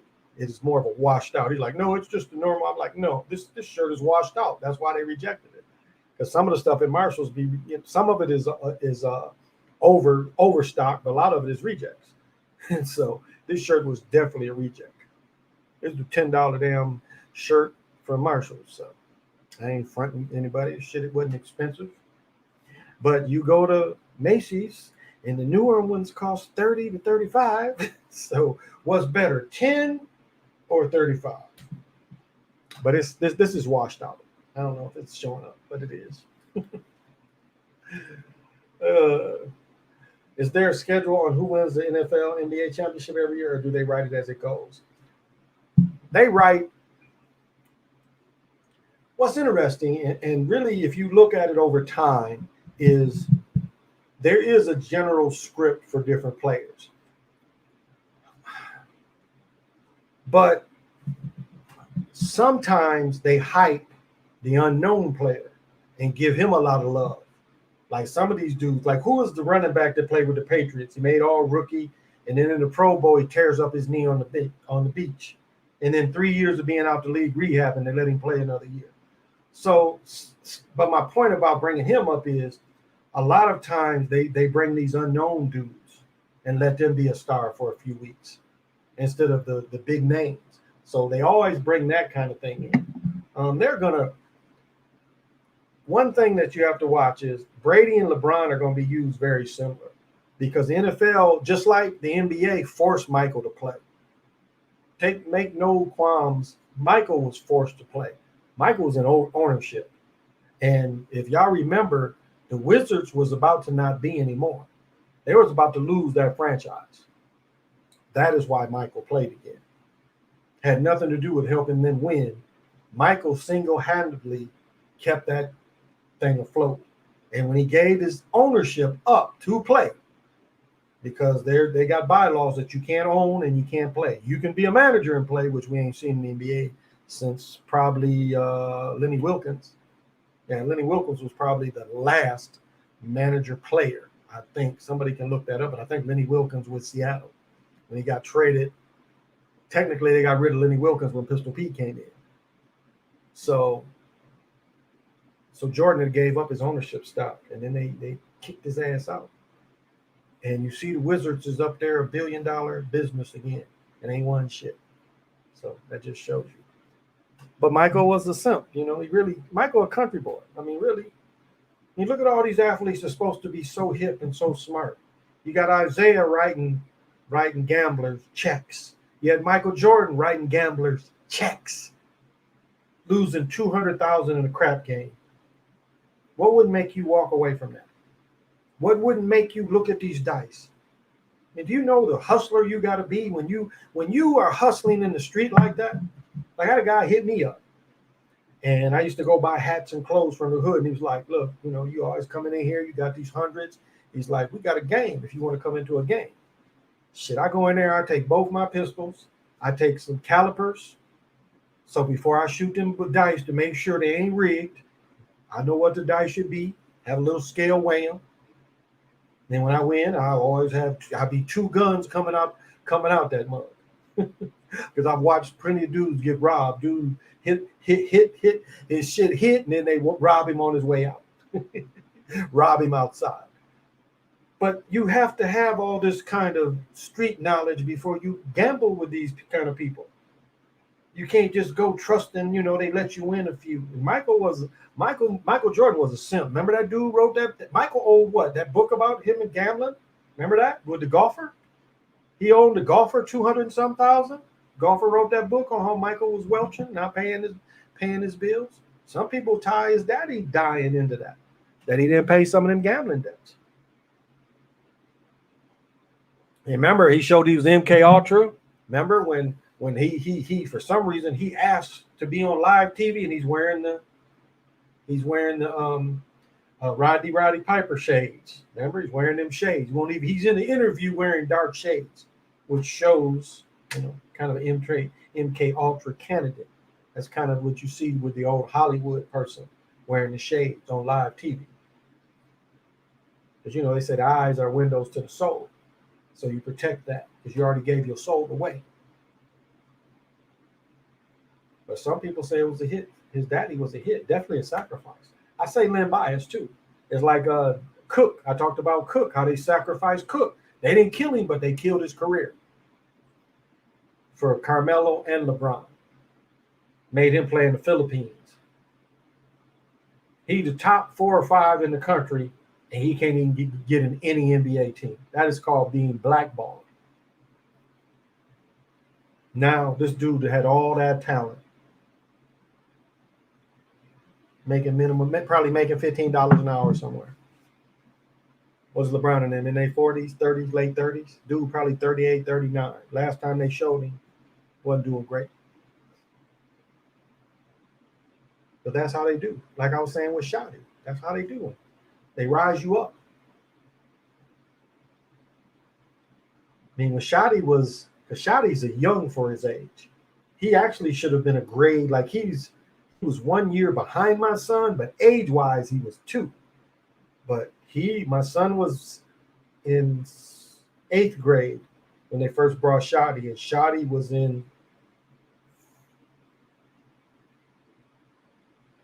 I want to say Shotty was young. So my son may have been in 7th grade, and Shotty was in 5th or 6th. So maybe Shotty's 2 years. I wanted to say he was only 1 year, but maybe Shotty was 2 years behind me. And Shotty was like, these are 7th graders, and Shotty's playing with these 7th graders when he was in 5th grade.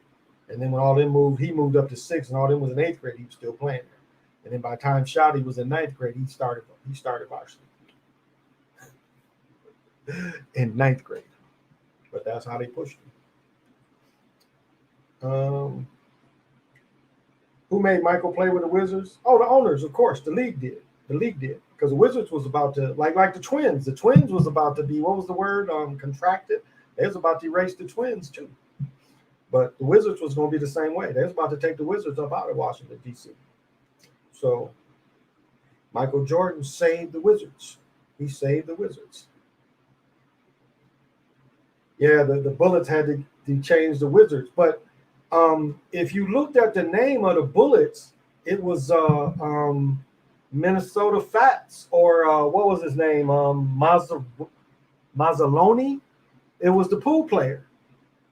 The Bullet was from the pool player. That's why they was called the Bullets, was because the pool player. What was his name? Wasn't Minnesota Fats, but it was the other dude that Paul Newman played. That dude. He was from Baltimore, and he was a pool player, and that's where the Bullets come from. So it don't come from any violence; it comes from a pool player. That's why it was called the Bullets, because of that pool player. But yeah, I mean, the violence had got so bad. I mean, it goes into, what's his name, Alpo. Alpo was allowed to kill all them people in New York, and then they allowed Alpo to kill all them people in D.C., and then Alpo gets out. Alpo is out. Alpo is out. So who can get him out? Dude had life. Dude was lucky not to get executed, and he out on the streets today. So who did he work for? It's like looking at Ricky Ross, the real Ricky Ross, freeway Ricky Ross. Here's a perfect tie-in. They were saying, I was reading an article yesterday. They was talking about how much money was Big Meech worth. So, like, he got some money out there. They didn't tie up the laundry. Like, he still got money out there. Remember the dude who was fucking the godmother? Remember that dude? He was allowed to sling all across the country. He was her eyes and ears on the streets. Didn't look like he was broke. Like, they took his money. He never went to jail. She was a government agent, and so he told on a government agent. And it didn't look like they took his bread. Looked like he still had bread. Looked like Freeway Ricky Ross still had bread. And what was his name in Williams? The cat I used to know, the dude in D.C. Williams. They put him on a helicopter. He's supposed to be this big drug dude. All of them work for the CIA. All of them. They had a big name, Big Meech and his brother, all CIA assets.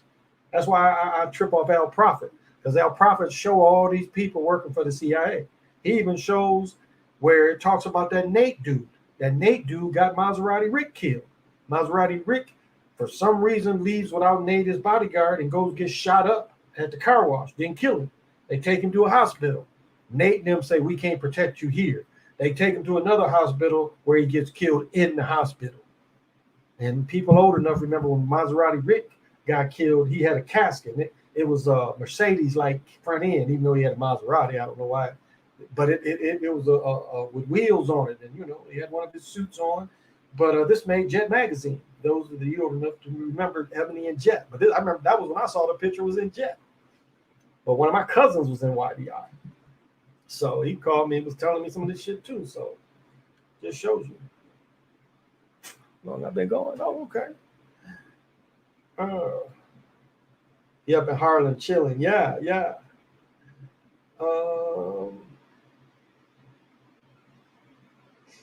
Yeah, I wonder what he did to make them blackmail him, and then Noah puts out the documentary. Do you think Jeremy Lin was blackballed? Jeremy Lin shouldn't have made it in the first place. I mean, how many people make the NBA out of the Ivy League? Jeremy Lin worked for the CIA, but Jeremy Lin, because Yao Ming didn't pan out. A lot of dudes 7'4", 7'5" had in foot injuries. He was the same dude. His son plays in the league now. The big dude played at Portland, same way. By the time he came in the NBA, even though he's 7'2", 7'3", he had them same foot problems, so he wasn't the same player. But he came under that guise of bringing them over, put butts in the seats. So it doesn't care, they don't care that they're Eastern Bloc people too. It ain't like they trying to get people out of Israel. It's not like they trying to get people out of England. They are trying to get these cats out of these Eastern Bloc countries. Let's look at Tony Kukoc. And what's the LA Lakers? He was general manager, played with the Lakers and played with Charlotte. He was the trade for Kobe. That guy. Him and Kukoc was both from Czechoslovakia or Slavia, whatever it was called. But they was different parts of the country that went to war. Yep. Sabonis. Sabonis was done. Sabonis was done when he came here. Rick Smits was another one. Same kind of thing. Couldn't get away with the foot injuries. Bill Walton, another prime example. Bill Walton was in the league, but Bill Walton only probably had played 4 healthy years. Bill Walton missed like 4 years of like Grant Hill almost, of being injury prone. Bill Walton had started having ankle problems at UCLA. So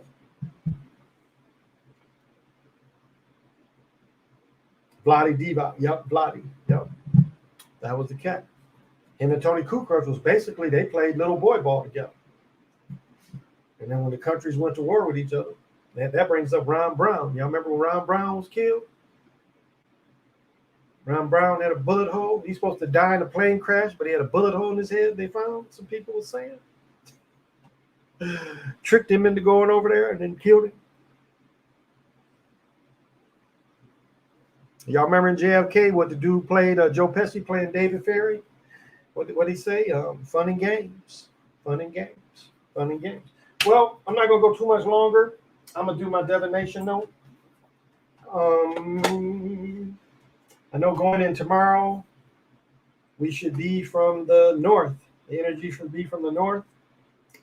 And it should be Ik.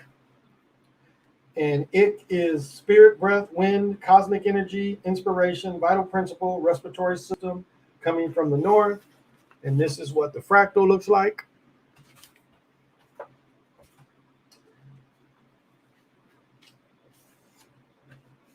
And the divination. In this card image, we see a medicine man devoted to the code of Quado. We know it because of the bird-like mask he is wearing. The bird beak is a representation of the wind current. The plumed serpent is in his head, tells us he is meditating a constellation of the opposites, the meaning of the feathered serpent. In his skirt, we can see a single circle symbol signifying the number 1, representing the ultimate oneness. He is sitting on a jaguar skin, which represents power and the capacity for spiritual visions. Getting this card is a meaningful invitation to realize that we are always surrounded by the sacred presence of the Great Spirit. Equal is everywhere, all the time. Therefore, we always have the choice of being aware of that, entering into the state of tenomia, the practice of accepting the divinity within oneself. This is what the card is telling you to do. Make room in your life, in your heart, for the Great Spirit. Give yourself time and space to practice tenomia. It translates as having God within oneself and can be understood as a meditative state that leads to the experience of overcoming the false perception of our separation from the source. This is not a trivial thing. The separation from source is the very basis of our constant state of fear and anguish about living in an ever-changing world. The fundamental experience of separateness sustains us all. Other anguishes about separation from the mother or the father or from the lost partner and so and so. We can perceive a significant, extraordinary difference when our ego surrenders and awareness is lifted to the pure understanding of our perennial state of oneness with the Great Spirit.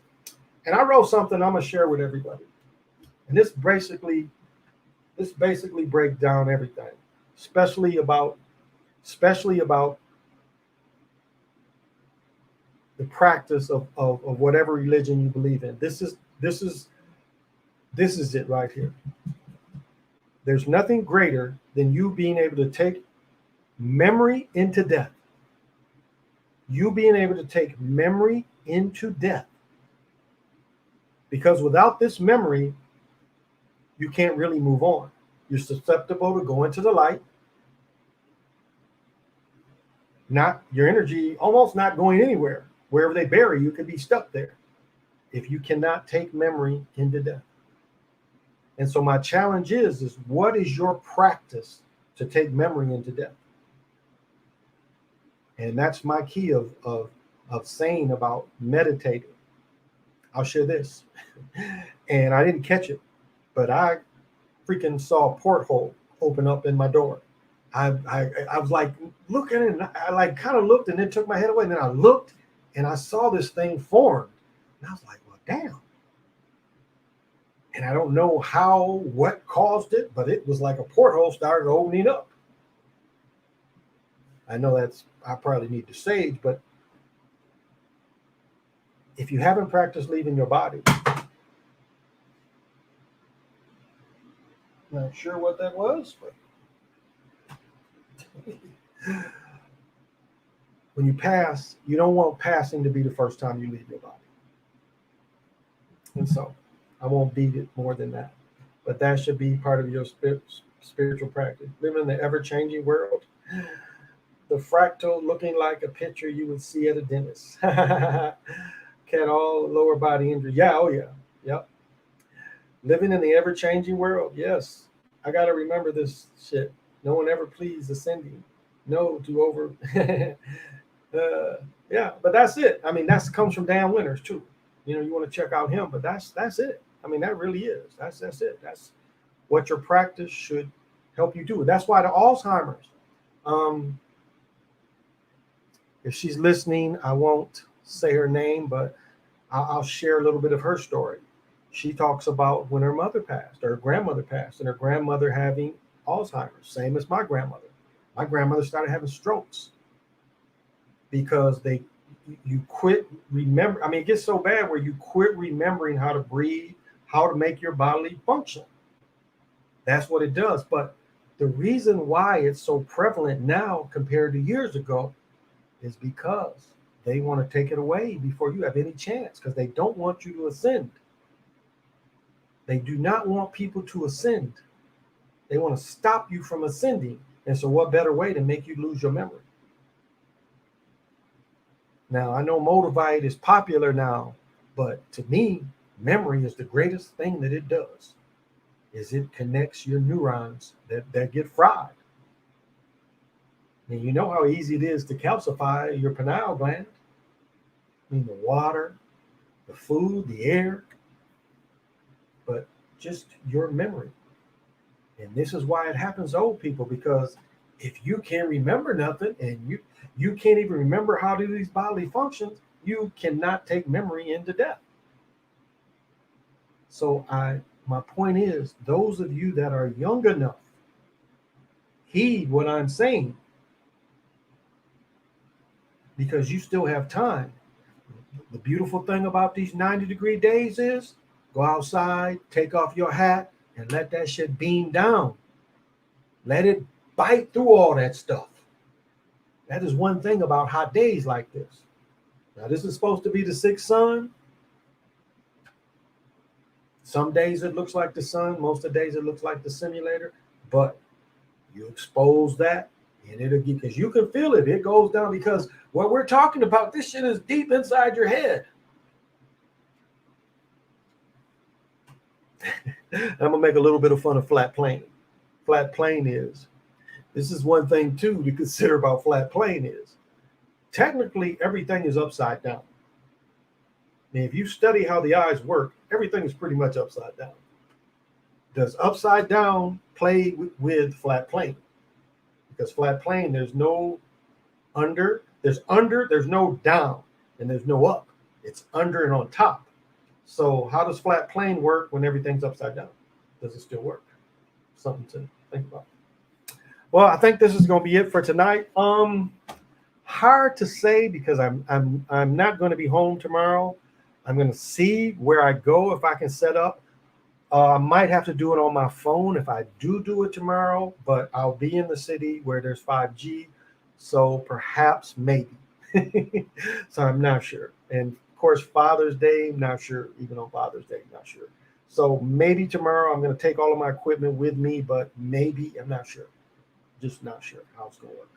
So I'm going to be a guest with somebody, so I don't kind of wear out my welcome and just demand and be able to just, so I'm not sure. So, well, you're welcome.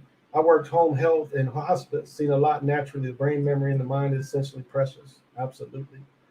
Can shrooms help you ascend?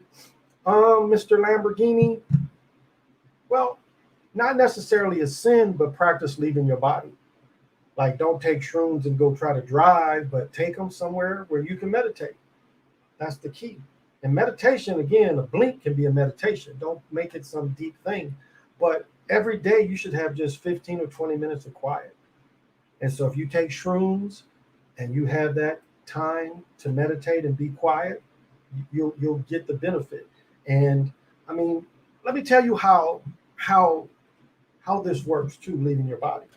A lot of times, how, like, how television, they just show, a person fades in and out. a lot of times I'll just leave my body just like I'll come out to here. I'll be like just kind of sitting over my body. So it's not like I get out sometimes and have this great adventure. It ain't always like that. Like I talk about this big bowl. One time I hit this thing and it pushed me out my body. I hit it and it pushed me out of my body. I didn't expect it. And I've told this story before. I saw the back of my neck. And I'm like, oh, my children ain't lying. I do got some fat hot dogs in the back of my neck. So it doesn't have to be dramatic. It's slow. Spirituality should be slow steps. So don't judge yourself on anybody else. A lot of times just getting this feeling, you just be like, have your eyes closed and you just feel that could be the start of it. But those little things will be turned more and more and more. It's like somebody was talking about dreams, and we dream into a screen. I'll argue that with anybody. That's where television comes from. We dream into a screen, which shows more of a type of matrix, but we dream into screens. I've said this many times before. Everyone, over your feet is a screen, and that's where your dreams go to. And that is the realm that I can be in. I had to fight an entity because he couldn't go. It's like, okay, let's see if you can do this. And he followed me, and the shit just made his ass melt. Like, yeah, fucking with my family. And I don't hear many people talk about that, because I would sit, like I would be sleeping here, my girl would sleep there, and then my daughter would sleep on the floor when she's like maybe 4. And I would sit there and watch her screen. I wouldn't go in it, but I would sit there and watch her screen. And then I would sit there and look at my own body, and I'd watch my screen, and I'd look down there at my daughter's. So, I mean, and people don't talk about that. But so I mention this for the people that when you have the sleep paralysis, that's part of what is trying to stop you from doing too, because you have gotten a heightened state where you're about to be able to experience your dream screen, and they got a type of dark entity that can stop that. And so instead of you being able to concentrate on seeing the dream screen, you seeing this little thing. It looks big, but I'm telling you, this little thing is this big. If you got sleep paralysis, that thing is this big. That's how big it is. But it seems like a lot of people, they talk about it being on their chest and they can't breathe, and it seems bigger. But really, that thing is this big.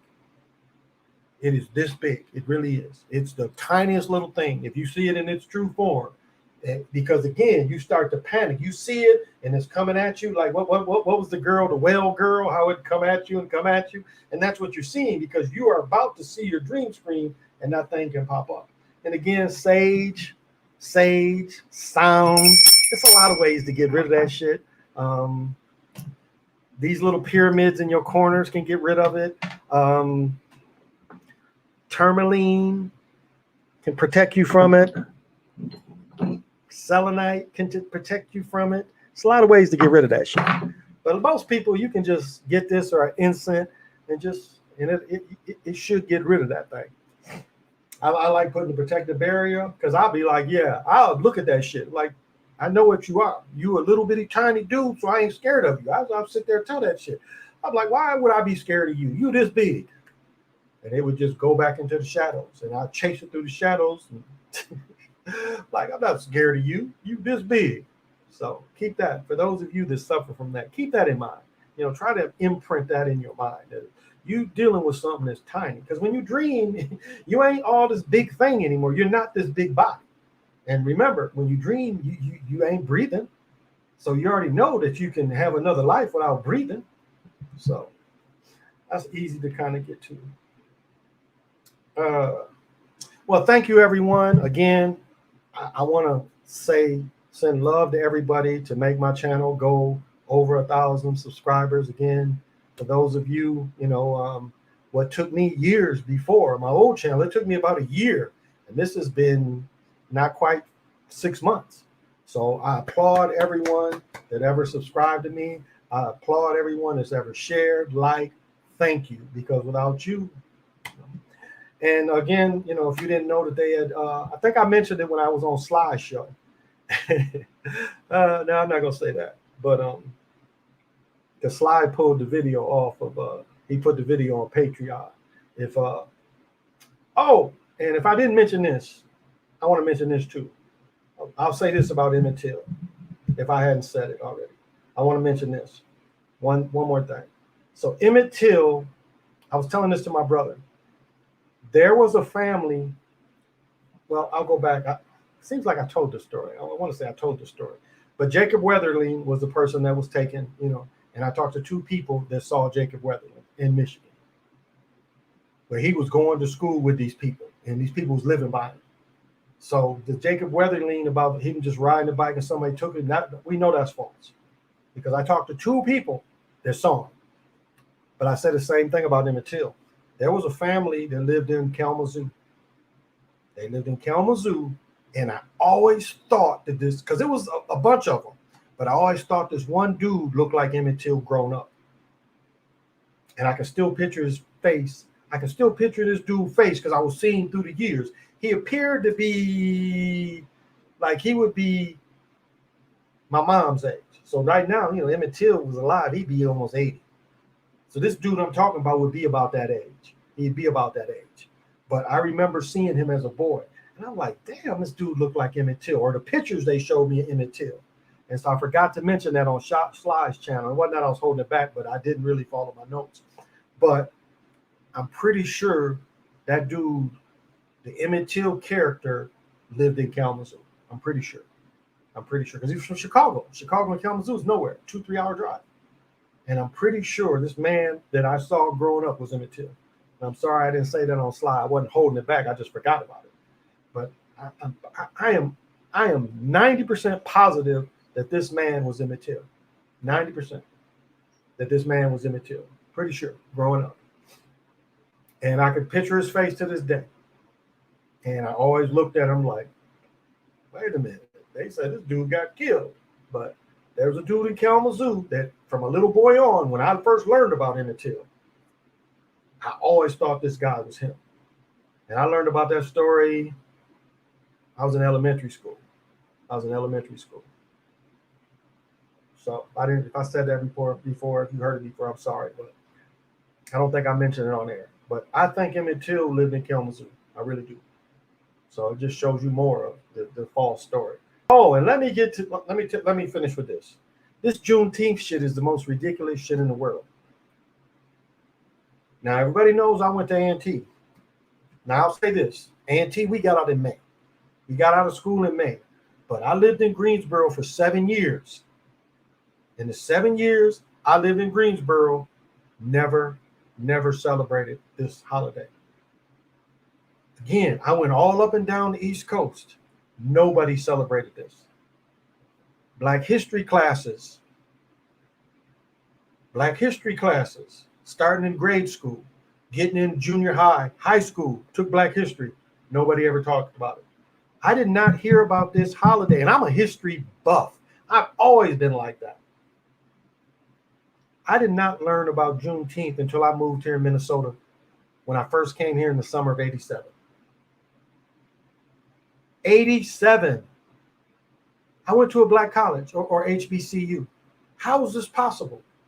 People was like, you need to do your research. No. I'm telling you my experience growing up. That wasn't a thing. That didn't exist. Michigan, we didn't like now they do it in Michigan now, but I'm telling you from experience, I lived in Michigan until August of 79. Never knew about this. Lived in Greensboro 7 years. Never celebrated it. And this is the odd thing about here. Don't know if black folks live up here.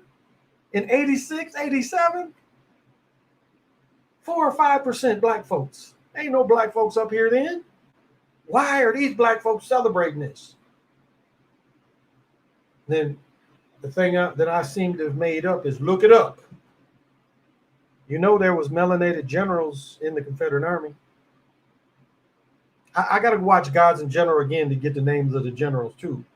But look up the generals coming out of Texas, and you see all these melanated people that was in the Civil War. All these live stories, like I was talking about my great-grandmother being in Mississippi. If the tales be told, that's impossible because everybody was slaves. But this thing is, so they do the Asian folks and pass a bill against fucking with them and terrorizing them. They ain't did that for the melanated people, black folks. They give you this shit, which is a distraction. It's a distraction. The average person don't benefit from it. I mean, think about the companies that people work for that don't even give you Martin Luther King Day off. These federal people benefit from these holidays. So you just gave more money to the feds because you gave them a day off. That's really what it amounts to. Most people, most companies are not going to give you that day off. So it's going to be you ain't going to get mail that day.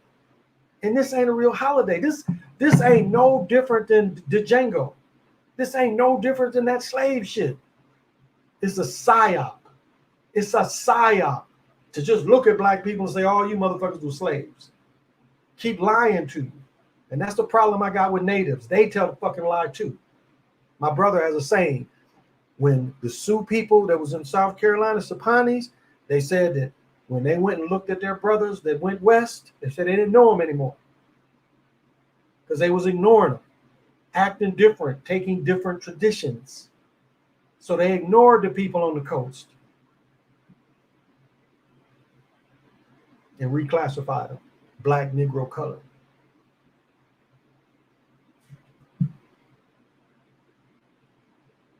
So I guess I'll close with that. Somebody said something. What was it? Okay.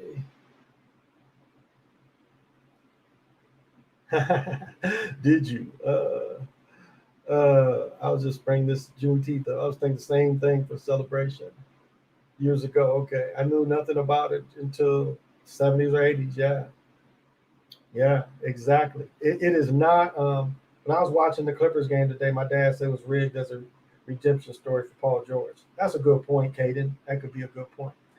But it's just another way to hold the people down, to tie you to slavery. Like if you even look at the critical race theory, what it's saying is European people is some dirty, nasty motherfuckers that's always kill people. And they don't want that shit taught.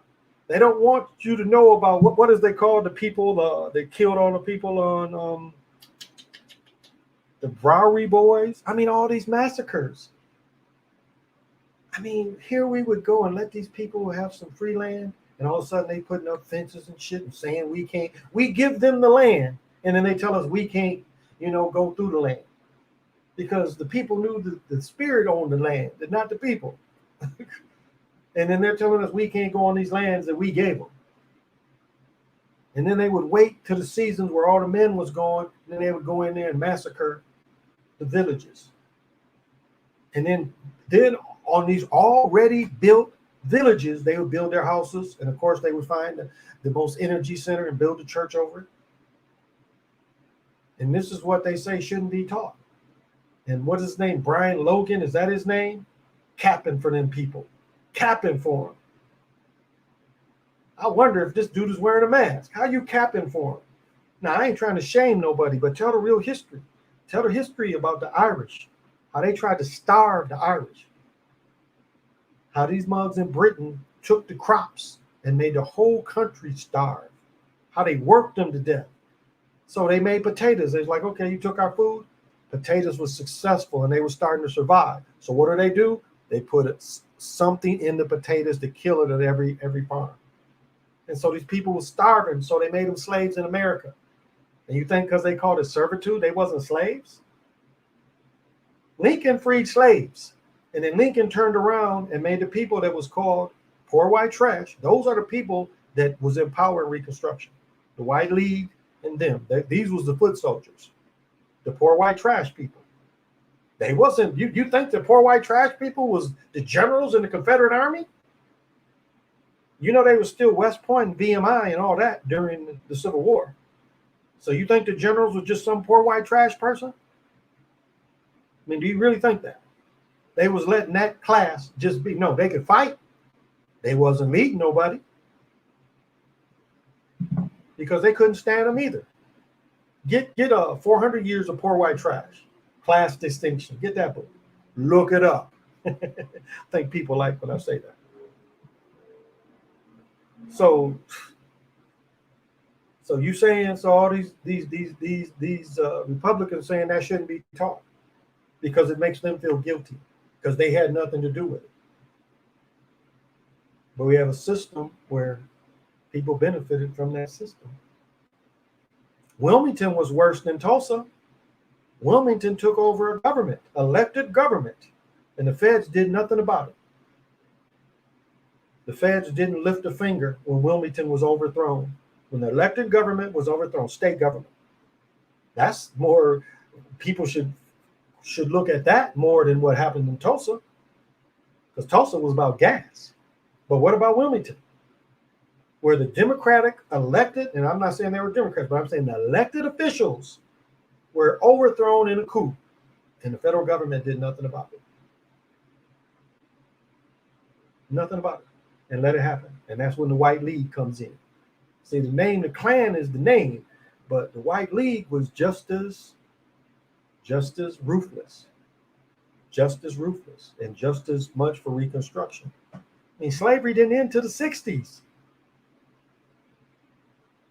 From what was slavery at Reconstruction, which they said that they could put you in jail, you still a slave. And so what did they do? Massively. So we ain't supposed to teach that? How they massively lock people up by the hundreds of thousands. You couldn't be walking down the road by yourself without getting locked up for 30 days and have to go work for them. And then if you get in trouble in there, another 30 days. They was locking up children. If you wasn't on a plantation, they could lock you up. Locking up children by the tens of thousands, putting them in prison. The federal government allowed it. It's in the 14th Amendment. Still in there today. So Jim Crow didn't really end until the 60s. Slavery, that's when slavery started. Slavery started in like 1890 something and went into the 60s. That's slavery. Not that Uncle Tom's Cabin shit. The real slavery started then. And, you know, the argument ain't keeping the troops in the South because there wasn't enough troops. That wouldn't have really, Harrison taking the troops out of the South. There's only 50,000 troops for all the South. How 50,000 people going to help in Texas? It's nothing. How 50,000 people going to help in Louisiana? It's nothing. So that's not really the answer, blaming the federal government for pulling the troops out. There wasn't that many troops. Only about 50,000 left over from the Civil War. Not enough to make a difference. So I guess I'm going to close it. So thank you. Yeah, 13th Amendment. Thank you. Oh, strong discernment. Yeah, all is smooth. It is. A little stomach ache, but I'm feeling better. I think that cheap beer I drink, you could come to Milwaukee, don't let them talk you into buying this. I mean, it's an easy light beer. They say it's a black-owned company. I don't know. I didn't look them up, but it's probably some 4.9%. And I'm pretty sure this is why my stomach hurt. My mother bought me for Father's Day. She bought me. And, you know, I'm going to be 60. I guess I should finish with that, too. I'm going to be 60 on the 30th. So that's another thing. That's a wild accomplishment. You know, so many young people I knew that ain't with us. You know, people my age, people younger. Yeah, seen a lot of death. I mean, most black folks, we've seen a lot of death in our lives. And, you know, all my hoop dreams may have not come to fruition, but I know a lot of people. I've been all around this country. So a lot of experiences. So I'm joyful with that. All right. So as you know, I always end with Eshawn, my homeboy's Eshawn poem. So I'm not a New York rapper or LA gang banger. I'm just an old school Detroit crack slinger. Thank you, everyone. This has been the Chocolate Mountain Show. I've been your host, 8 Wind, and I am timeless. Thank you all for your support. Till we meet again.